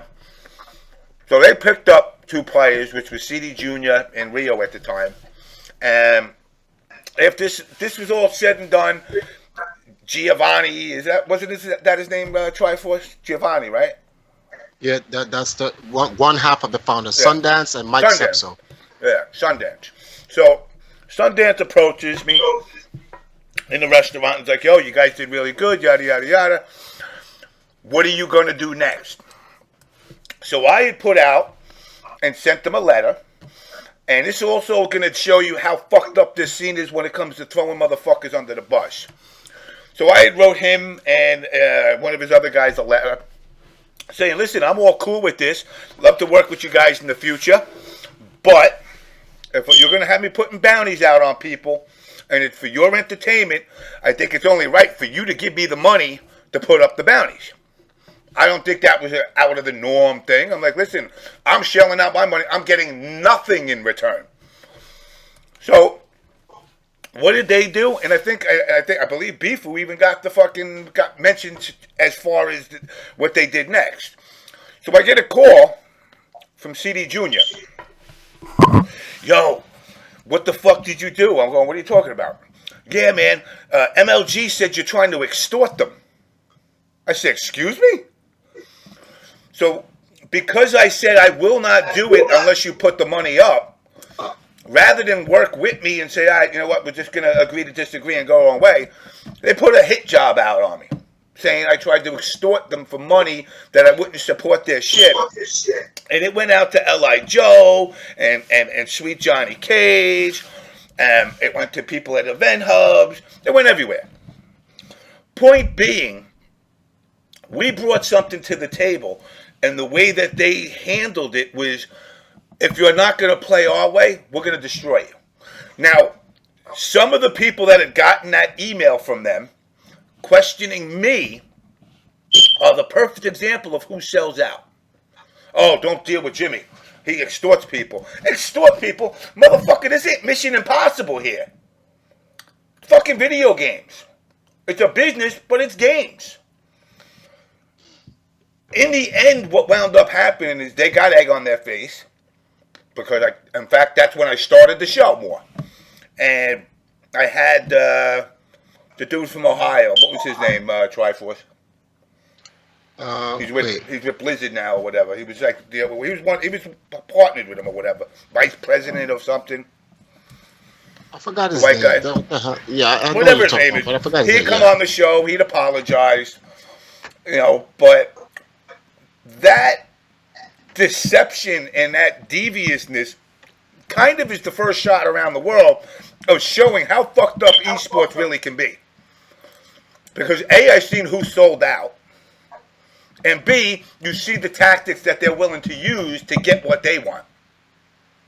And that was softcore tactics, and today it's going to be hardcore. But at some point, you guys are going to end your show. And before you end your show, I would like to just say this. Ultimately, we have to have what's the result? Like, what can be done? Now, you can't take the scene back from the suits. No. It's just not going to happen. But you can fortify in one location where it sets a place where the suits will never touch it. And the reason why the suits will never touch it is because it's a bad look. It's like a strategy that was used against Nintendo by the guys at Evo, where they snuck Smash Brothers into Evo before asking Nintendo to do it. Then when Nintendo found out and Nintendo said get rid of it, then the community just raged against Nintendo and it forced Nintendo to go back.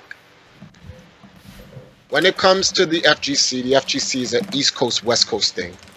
I know the Midwest is I know you guys are in the middle. We're not saying that you guys aren't, but Midwest guys are more East Coast than anything. That's just a reality. No, we're not. We're the Midwest. Midwest is, like I said, Midwest is more East Coast than anything. And let me explain why I say that. Listen, Melanie, hold on. I don't want to hear any more explanations for things, and I'm not trying to come at anybody. This entire thing has been exhausting. Okay. I've been at work for 12 hours today, and then I came home and did this. Regarding the solution, make it quick.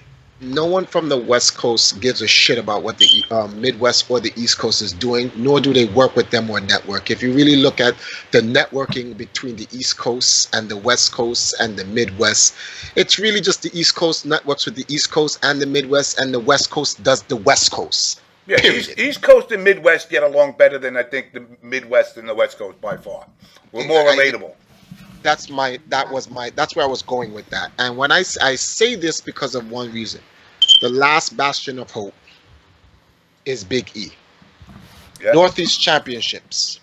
Everyone has to huddle up there on some Helm's Deep shit. I don't get along with Big E and a lot of the things Big E do, but I can respect what Big E's trying to do for the scene, for his family, and just for the community of the fighting, just for the FGC as a whole. And these guys got Larry. And to be honest with you, I read the post. Right? Larry didn't say he retired. He said he's thinking about retiring. So we don't even know. There's no official statement saying final round is over. But so far, based on what Larry's saying, it looks like it is. So, but there's still a chance to kind of turn that around. But I believe that if the Midwest and the East Coast all supports Northeast Championships, it'll lock up the East Coast as a powerhouse. If we can't win the whole thing, split it. It's a simple strategy. Yo, I feel like you're alienating the South, and we got Texas. We got the biggest state. South Texas is down the here. East. That's my point. Texas not the East Coast. Okay, you missed the point why I used the Midwest as an example. Okay, before the Midwest, before the South, there was New York, Cali. And New York is really the tri-state, so we're talking about New York, New Jersey. It's actually the quad state: New York, New Jersey, Connecticut, Philly. Right? This was the scene if we go way back when they had. No. You had Stargate in Houston. You remember Stargate in Houston, Texas? That was one of the first. I understand there was a Stargate in Houston, Texas, right? Where's Stargate now? Didn't it turn into Texas Showdown or something like that? No, Fubar Duck was running a tournament, the arcade in Austin. I forgot what the name of it was. Yes. I guess Triforce. Just continue. Go forward, please. The point here is that the relationship in the East Coast, especially the Northeast, with Florida, Virginia, Ohio, Chicago, Atlanta, and Texas is way better than their relationship with California, North and SoCal with anyone else. That's the point I'm trying to make. This is the whole thing I'm talking about, like the whole tribalism thing. How, oh, well, what about the South? Oh, the Midwest is, that's tribalism. That's not What community. is this about? Point I'm trying to make is to save, you want to save the FGC, you want to stop the suits from completely taking over, support Northeast championships. Put all forces into one. Make one superpower that we have to then entrust Big E to hold accountable for the community. That's the point I'm trying to make. I'm coming up with a solution rather than talking about the goddamn problem for the last 15 friggin' years that no one seems to want. And that's the reason why we're here, because when Triforce brought up the issue and then created the solution, no one listened. Now we're here and it's the same shit again. What's the point? The same point. The point has never changed.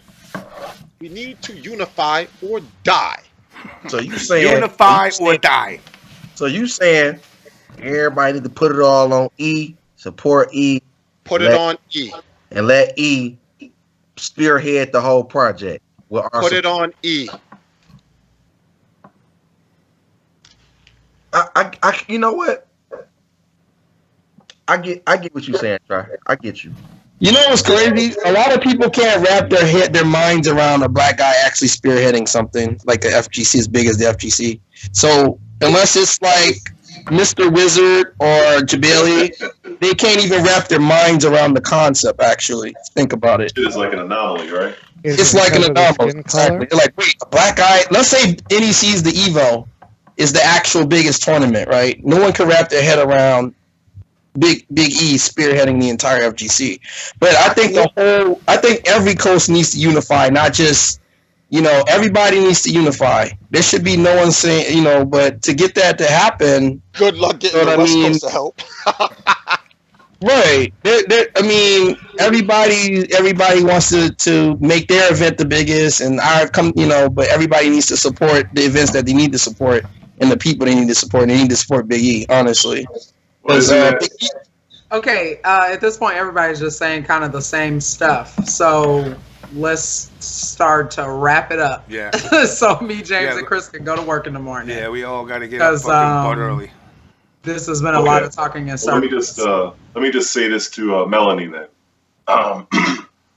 I'm sorry that you feel that I'm annoying. Not that I feel, but go ahead.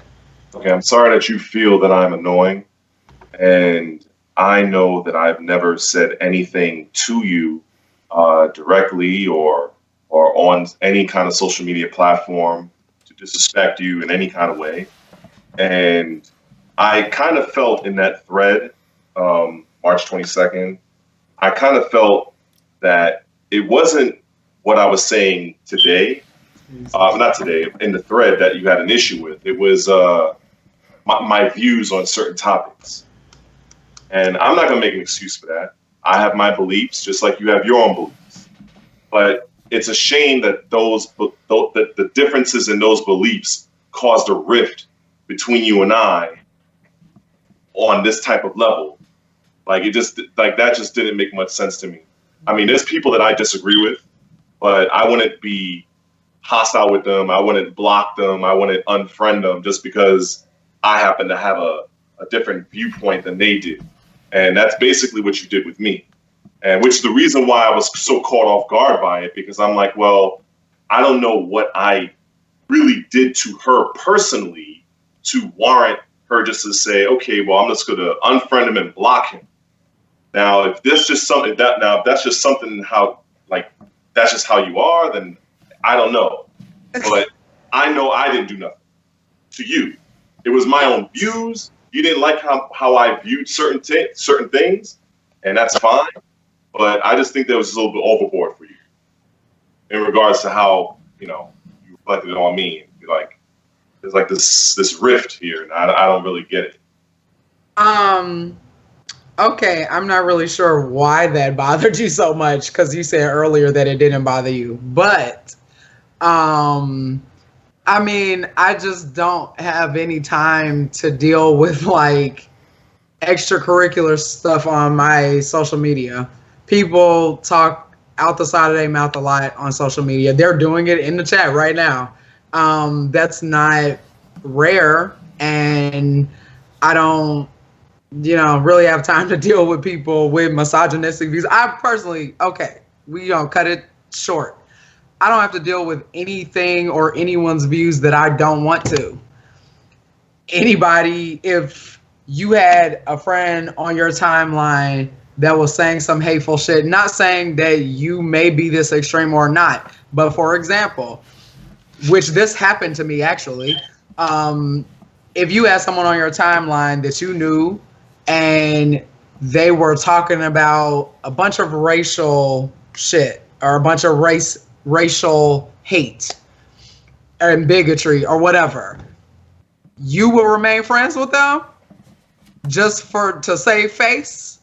Because there was a boy that I went to high school with who I was friends with that said a bunch of racist shit, and I blocked and deleted him too. So bigotry is kind of I think that that's a thing that people just should essentially not put up with. Maybe I'm crazy, but yeah. This entire Melanie, hold on, Melanie, let me just, hey, cocksuckers in the stream. You got the typical fucking bitch ass fucking mentality. I see all the shit that these scumbags are saying. Yeah. Yo, listen, dudes. Please see me at an event. See how misogynistic I could be when I fucking smack you in the fucking face. Come at us with the same energy. Exactly. The energy you have with that keyboard, please come at me, dude. Anybody in the FGC, I don't give a fuck. They won't because they too pussy. I see you going in on Melanie's social justice. She ain't, trust me, she's the furthest from a social justice warrior. Yeah. I don't know about that. That's how I know that they only watch the show today. I wasn't even going to comment on none of that shit because... You know what? It was getting annoying. It was getting annoying, and I figured just let it bounce off.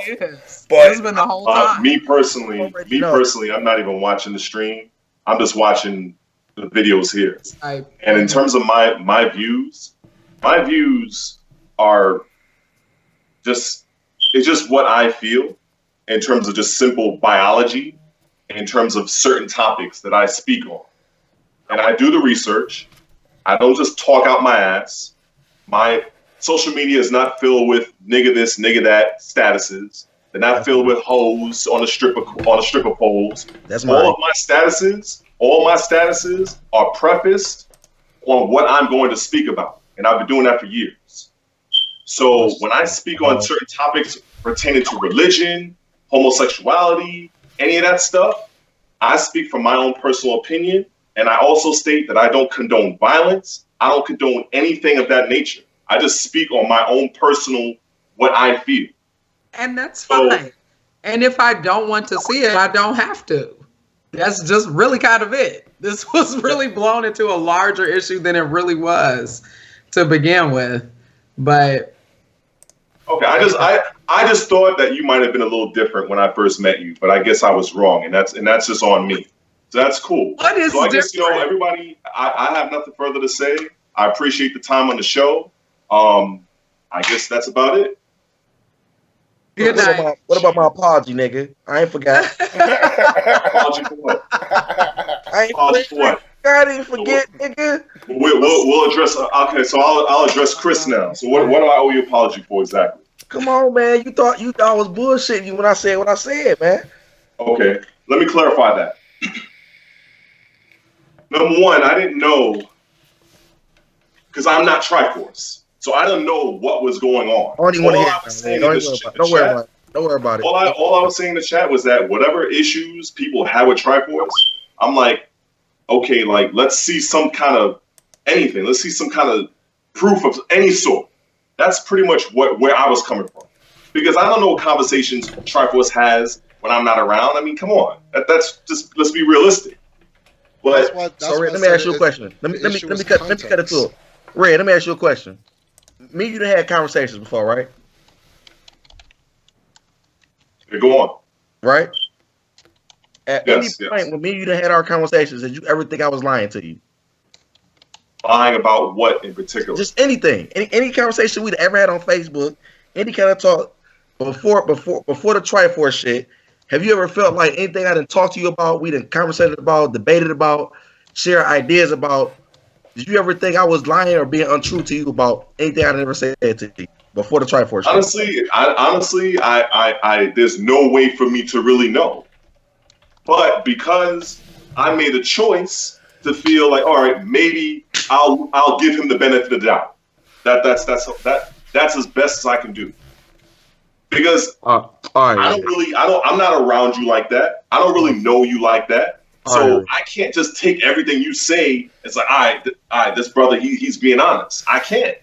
So that's all I can say. That's just me being fair. You my nigga.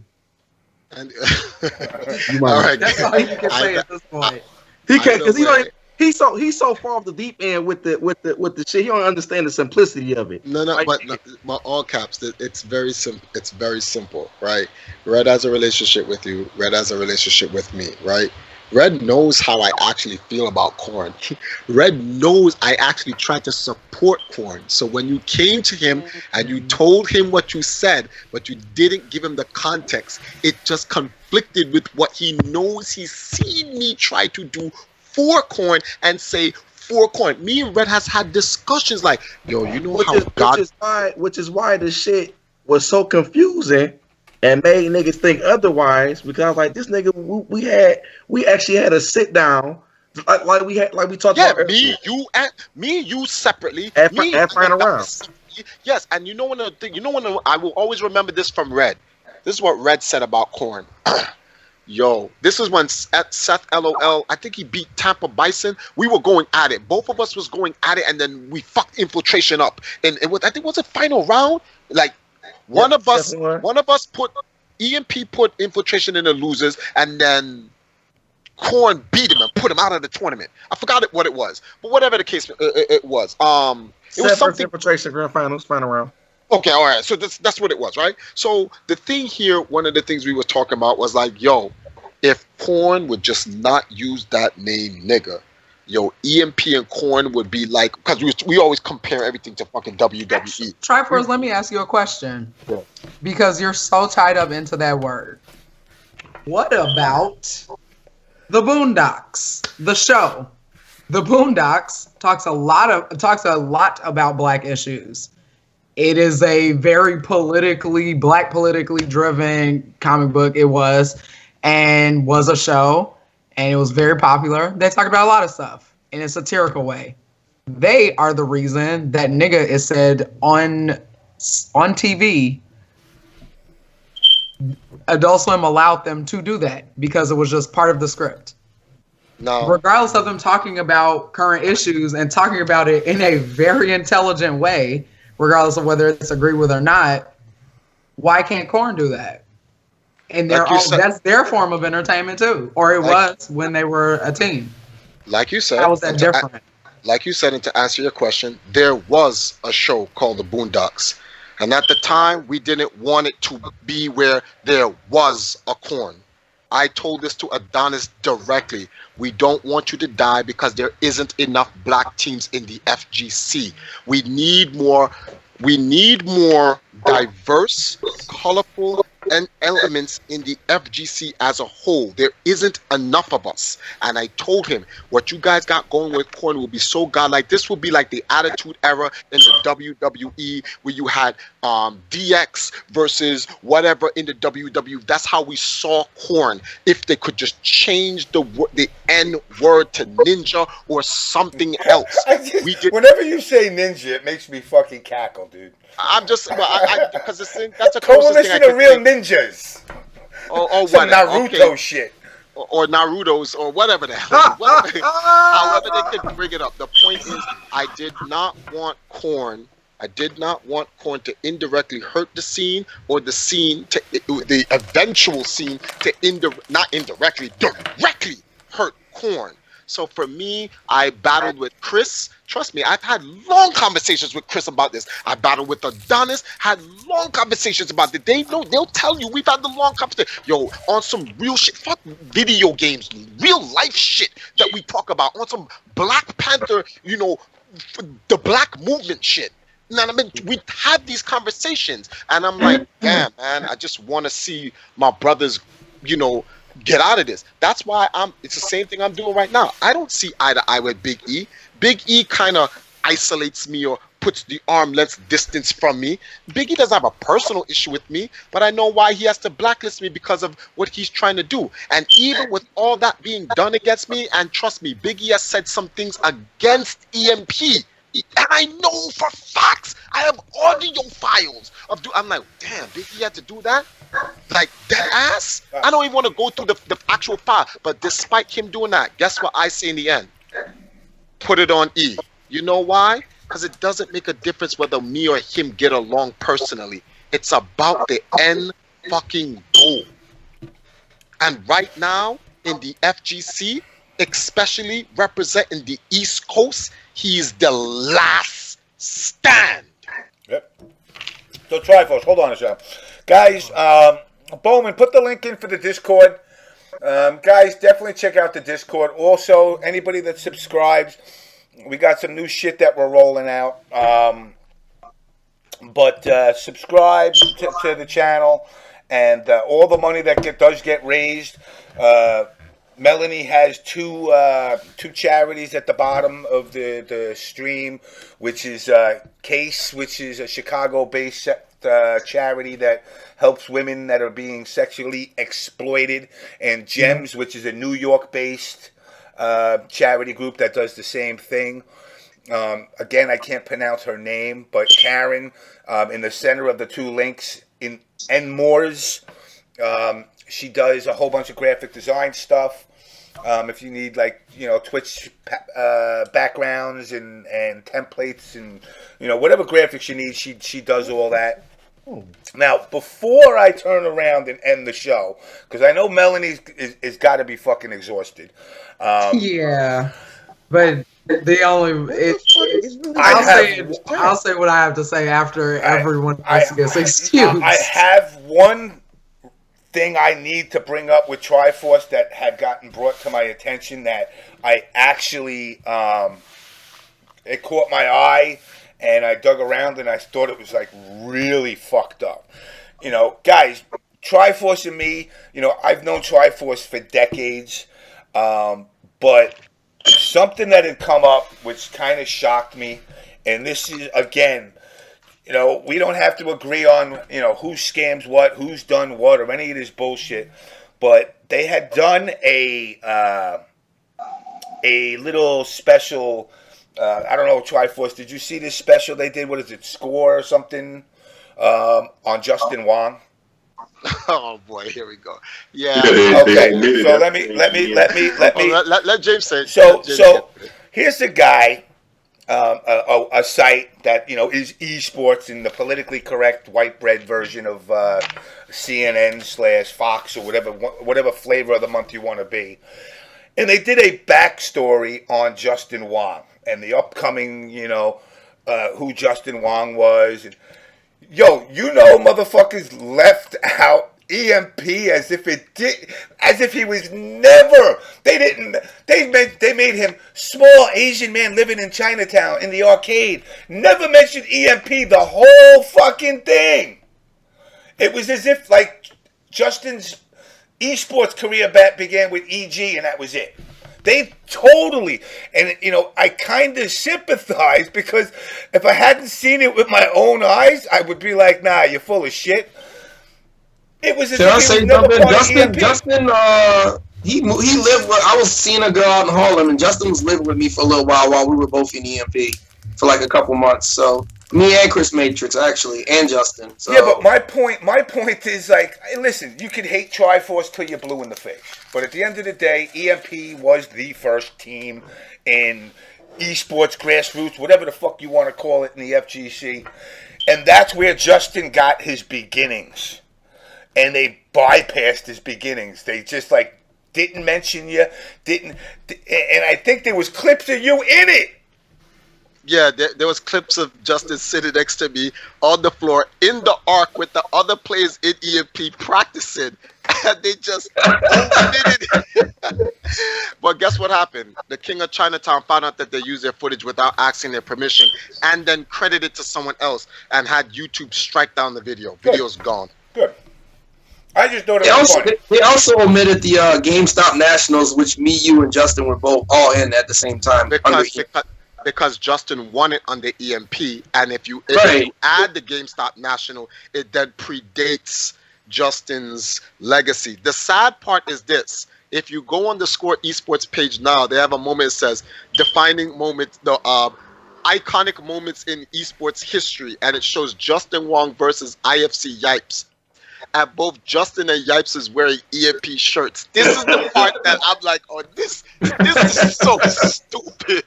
But you're being blackballed. You're being blackballed on a whole nother level right now. Then they go out and say this: Yipes is the only person in Evo history to beat Justin Wong.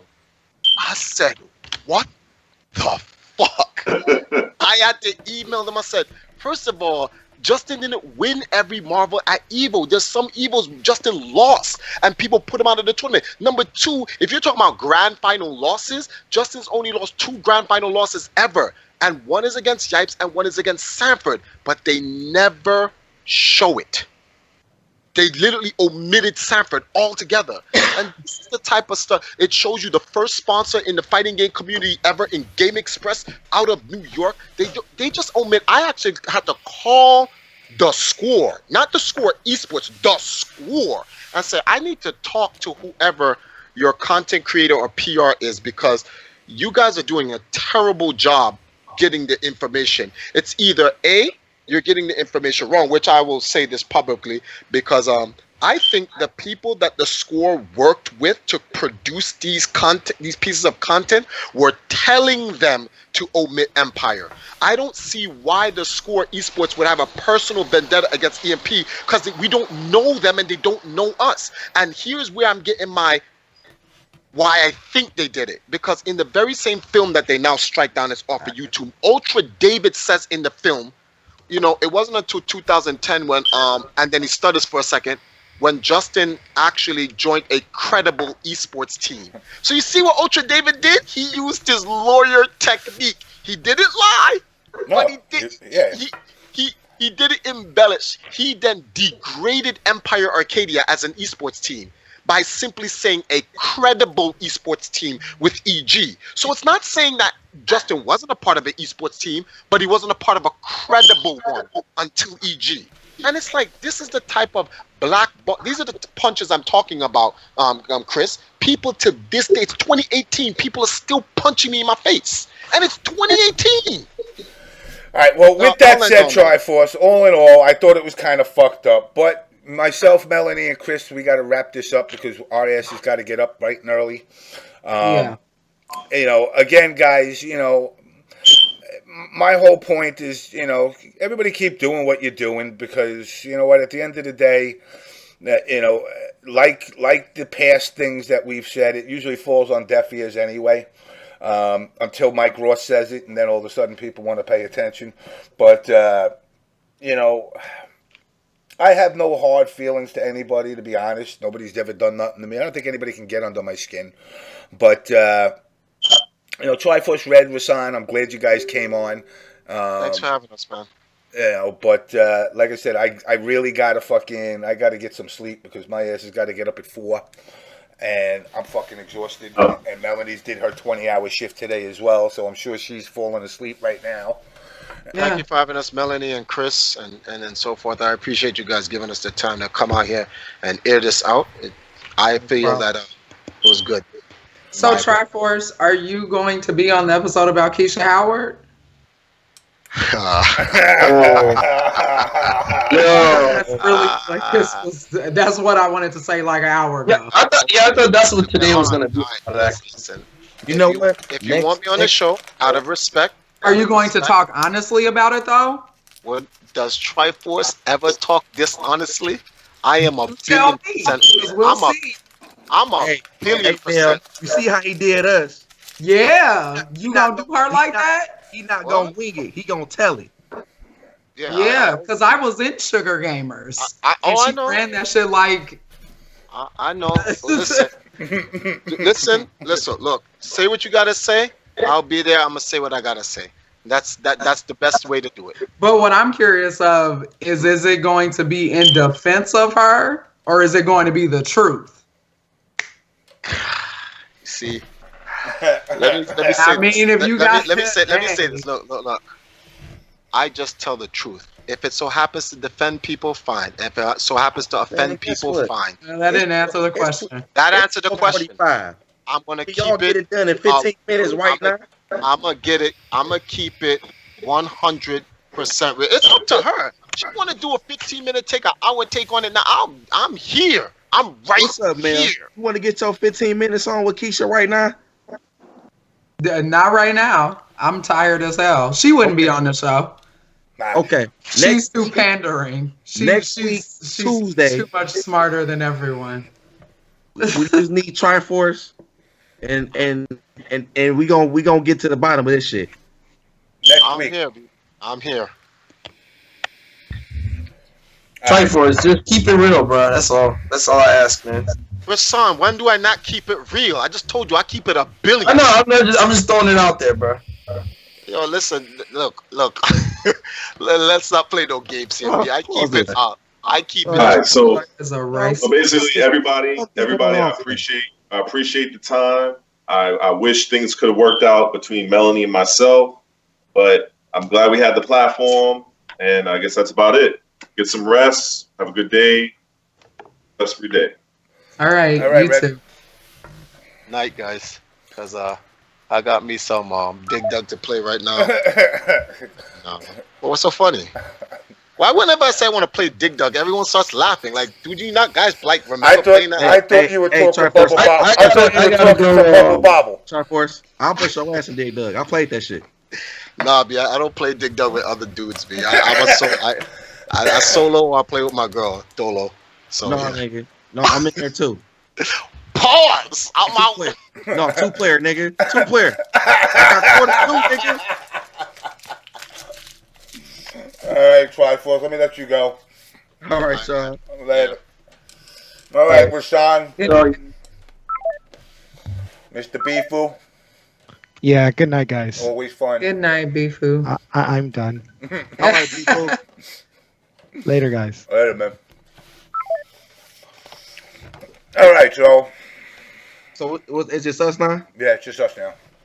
So, I don't even like to address shit like this, but what the fuck is up with the stream, man? You know, it's What's up? all I'm gonna say is this: I'm not gonna do all the extra rah shit. If I see you at a major, you talking that shit, I'm blowing your shit out. End of story. Yeah. You got any closing comments, baby, Mel? Well, it was funny because this did kind of become a circus, and you know they acted in the way that I kind of figured they would act anyway, regardless of what people think. And all these EMP people that randomly came out of nowhere, none of us dislike or hate Triforce or Red. No. Like, I mean, I don't have a personal distaste for Red. I just think he's annoying. And I said that. He felt some kind of way about that. That's fine. Triforce is an interesting individual, but Triforce has never done anything personally to me. But the stream chat, and it's like, it literally has never been like this. It didn't matter like what type of crazy shows we did, and that's the internet for you. It's like a flashback to 2012 for me. Yeah, like it was. And it's just, you know, people are never going to say this kind of stuff in real life. Even people in general that would come at me, like separate from a stream chat, that would come at me on some other stuff. They never say it in real life. They'll look at me and run off. But yeah, this was an interesting show. So we'll see if Triforce, you know, holds on his guns about the Keisha Howard shit. He'll be around, trust me. Yeah. We will see. I'm still a rookie too, apparently, because video games are life, even though I have like a real career. I don't know how many people in the stream chat got jobs. So Cookie's okay. Cookie's okay. He's just fucking talking shit. I know who he is. yeah. Well, it blended in with all the other people. Unfortunately. She say, "Fuck that! You on the hit list too, nigga." yeah. Oh, okay. I was looking at this shit, Mel, and I don't know what the fuck was going on. That shit. Yeah, it's I was like, what? And I didn't want to give that. I didn't want to give that too much attention to make people keep doing it more. Yeah. Because to be honest with you, it seemed like since we gave it that little 2-3 minute interjection, people have been going in harder. It was kind of going on from the beginning, though. Like it was like anything I said, it was like I'm like, dang. But Empire not misogynistic though. I don't know what the fuck that shit is about. Y'all need to cut that shit out. Yeah, it's crazy.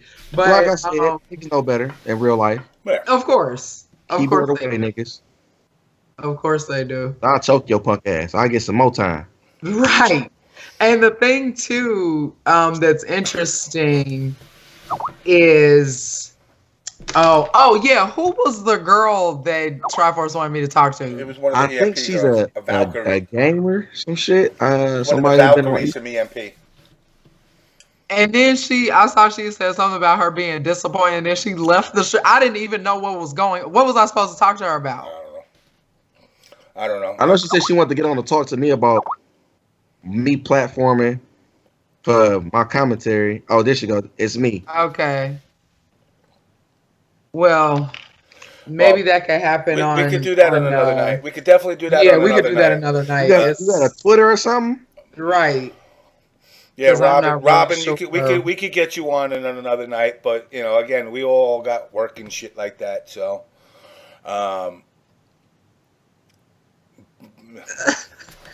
Here is okay. It's time to go because Red has gotten off the show and is now in the stream chat. What is that? Okay, yeah. Good night. All right, Mel. Get some sleep. You deserve it. Thank you. Yeah, in the DMs. I'm sliding. You see, she ain't give me the Twitter name because she knew it was coming. Team Ugly. Be careful, girl. Y'all take it easy, man. Good night, everybody. All right, guys. Next week is back to the mail show. That you get your questionnaire on. The pyramid comes back out next week. Next week should be interesting. Yeah, it should actually. I'm gonna grab my popcorn first. I'm gonna go fucking make Sajam buy me some popcorn and take me to fucking Black Panther, and then after that, I'm gonna come home and I'm gonna watch you tear somebody a new ass. All right, y'all. I gotta get up in the morning, get to the hospital. So yes, sir. All right, brother. As always, it's fun. Oh wait, can I have a send off? Oh yeah. What y'all talking about? I either need a quote from the book, or I need a.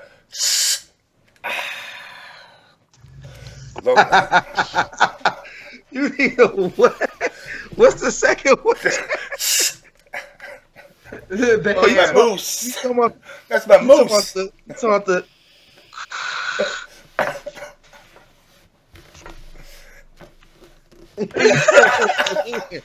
So my nigga, you talking about low tier? No, y'all wanna pray today? Is that what y'all wanna pray? Yes, we need a they saying they want to pray. We need a prayer. You need to free us. All right, everybody. I'm gonna put my goddamn gangster hat on, beanie. Yeah. Everybody, bow your heads so we should pray. Dear FGC guys and FGC Thought Holders, we pray that Red know how to make a goddamn apology for once in his goddamn life. We also pray that the stream gets some fucking manners and fucking sense with their retarded ass. What the fuck is going on with y'all today? We also pray that all the little thoughts who like to come to the goddamn events keep doing what y'all doing. Amen. Amen. Amen. Pass the caps. I'm out. Good night. I look kind of sexy with this thing on my head. I don't know. Oh, here you go. Oh, all right, guys, that's it. We're wrapping this up. Bye. All right, guys. Yeah. All right, guys. Again, you know, I mean, did anything actually get resolved? Not really. But at least the topic of esports and directions of esports and FGC in general get aired out. Hopefully you guys keep it on the surface. Don't sweep shit under the rug, because at the end of the day, one day you're going to turn around and your little FGC that you seem to love so much is going to be not recognizable anymore, or you're not going to be welcomed. There's definitely, you know, I don't care what anybody says, there's definitely racial undertones in the FGC. Support your FGC is really what it comes down to. Know who's the ones that are taking the money, know who the ones are actually trying to grow and further the scene. Support the FGC as much as you can. With that, guys, I got to bounce. Peace. I will talk to you guys next week when Melanie brings her Keisha Howard Pyramid Head edition, and we'll see where that goes. Anyway, I'm out.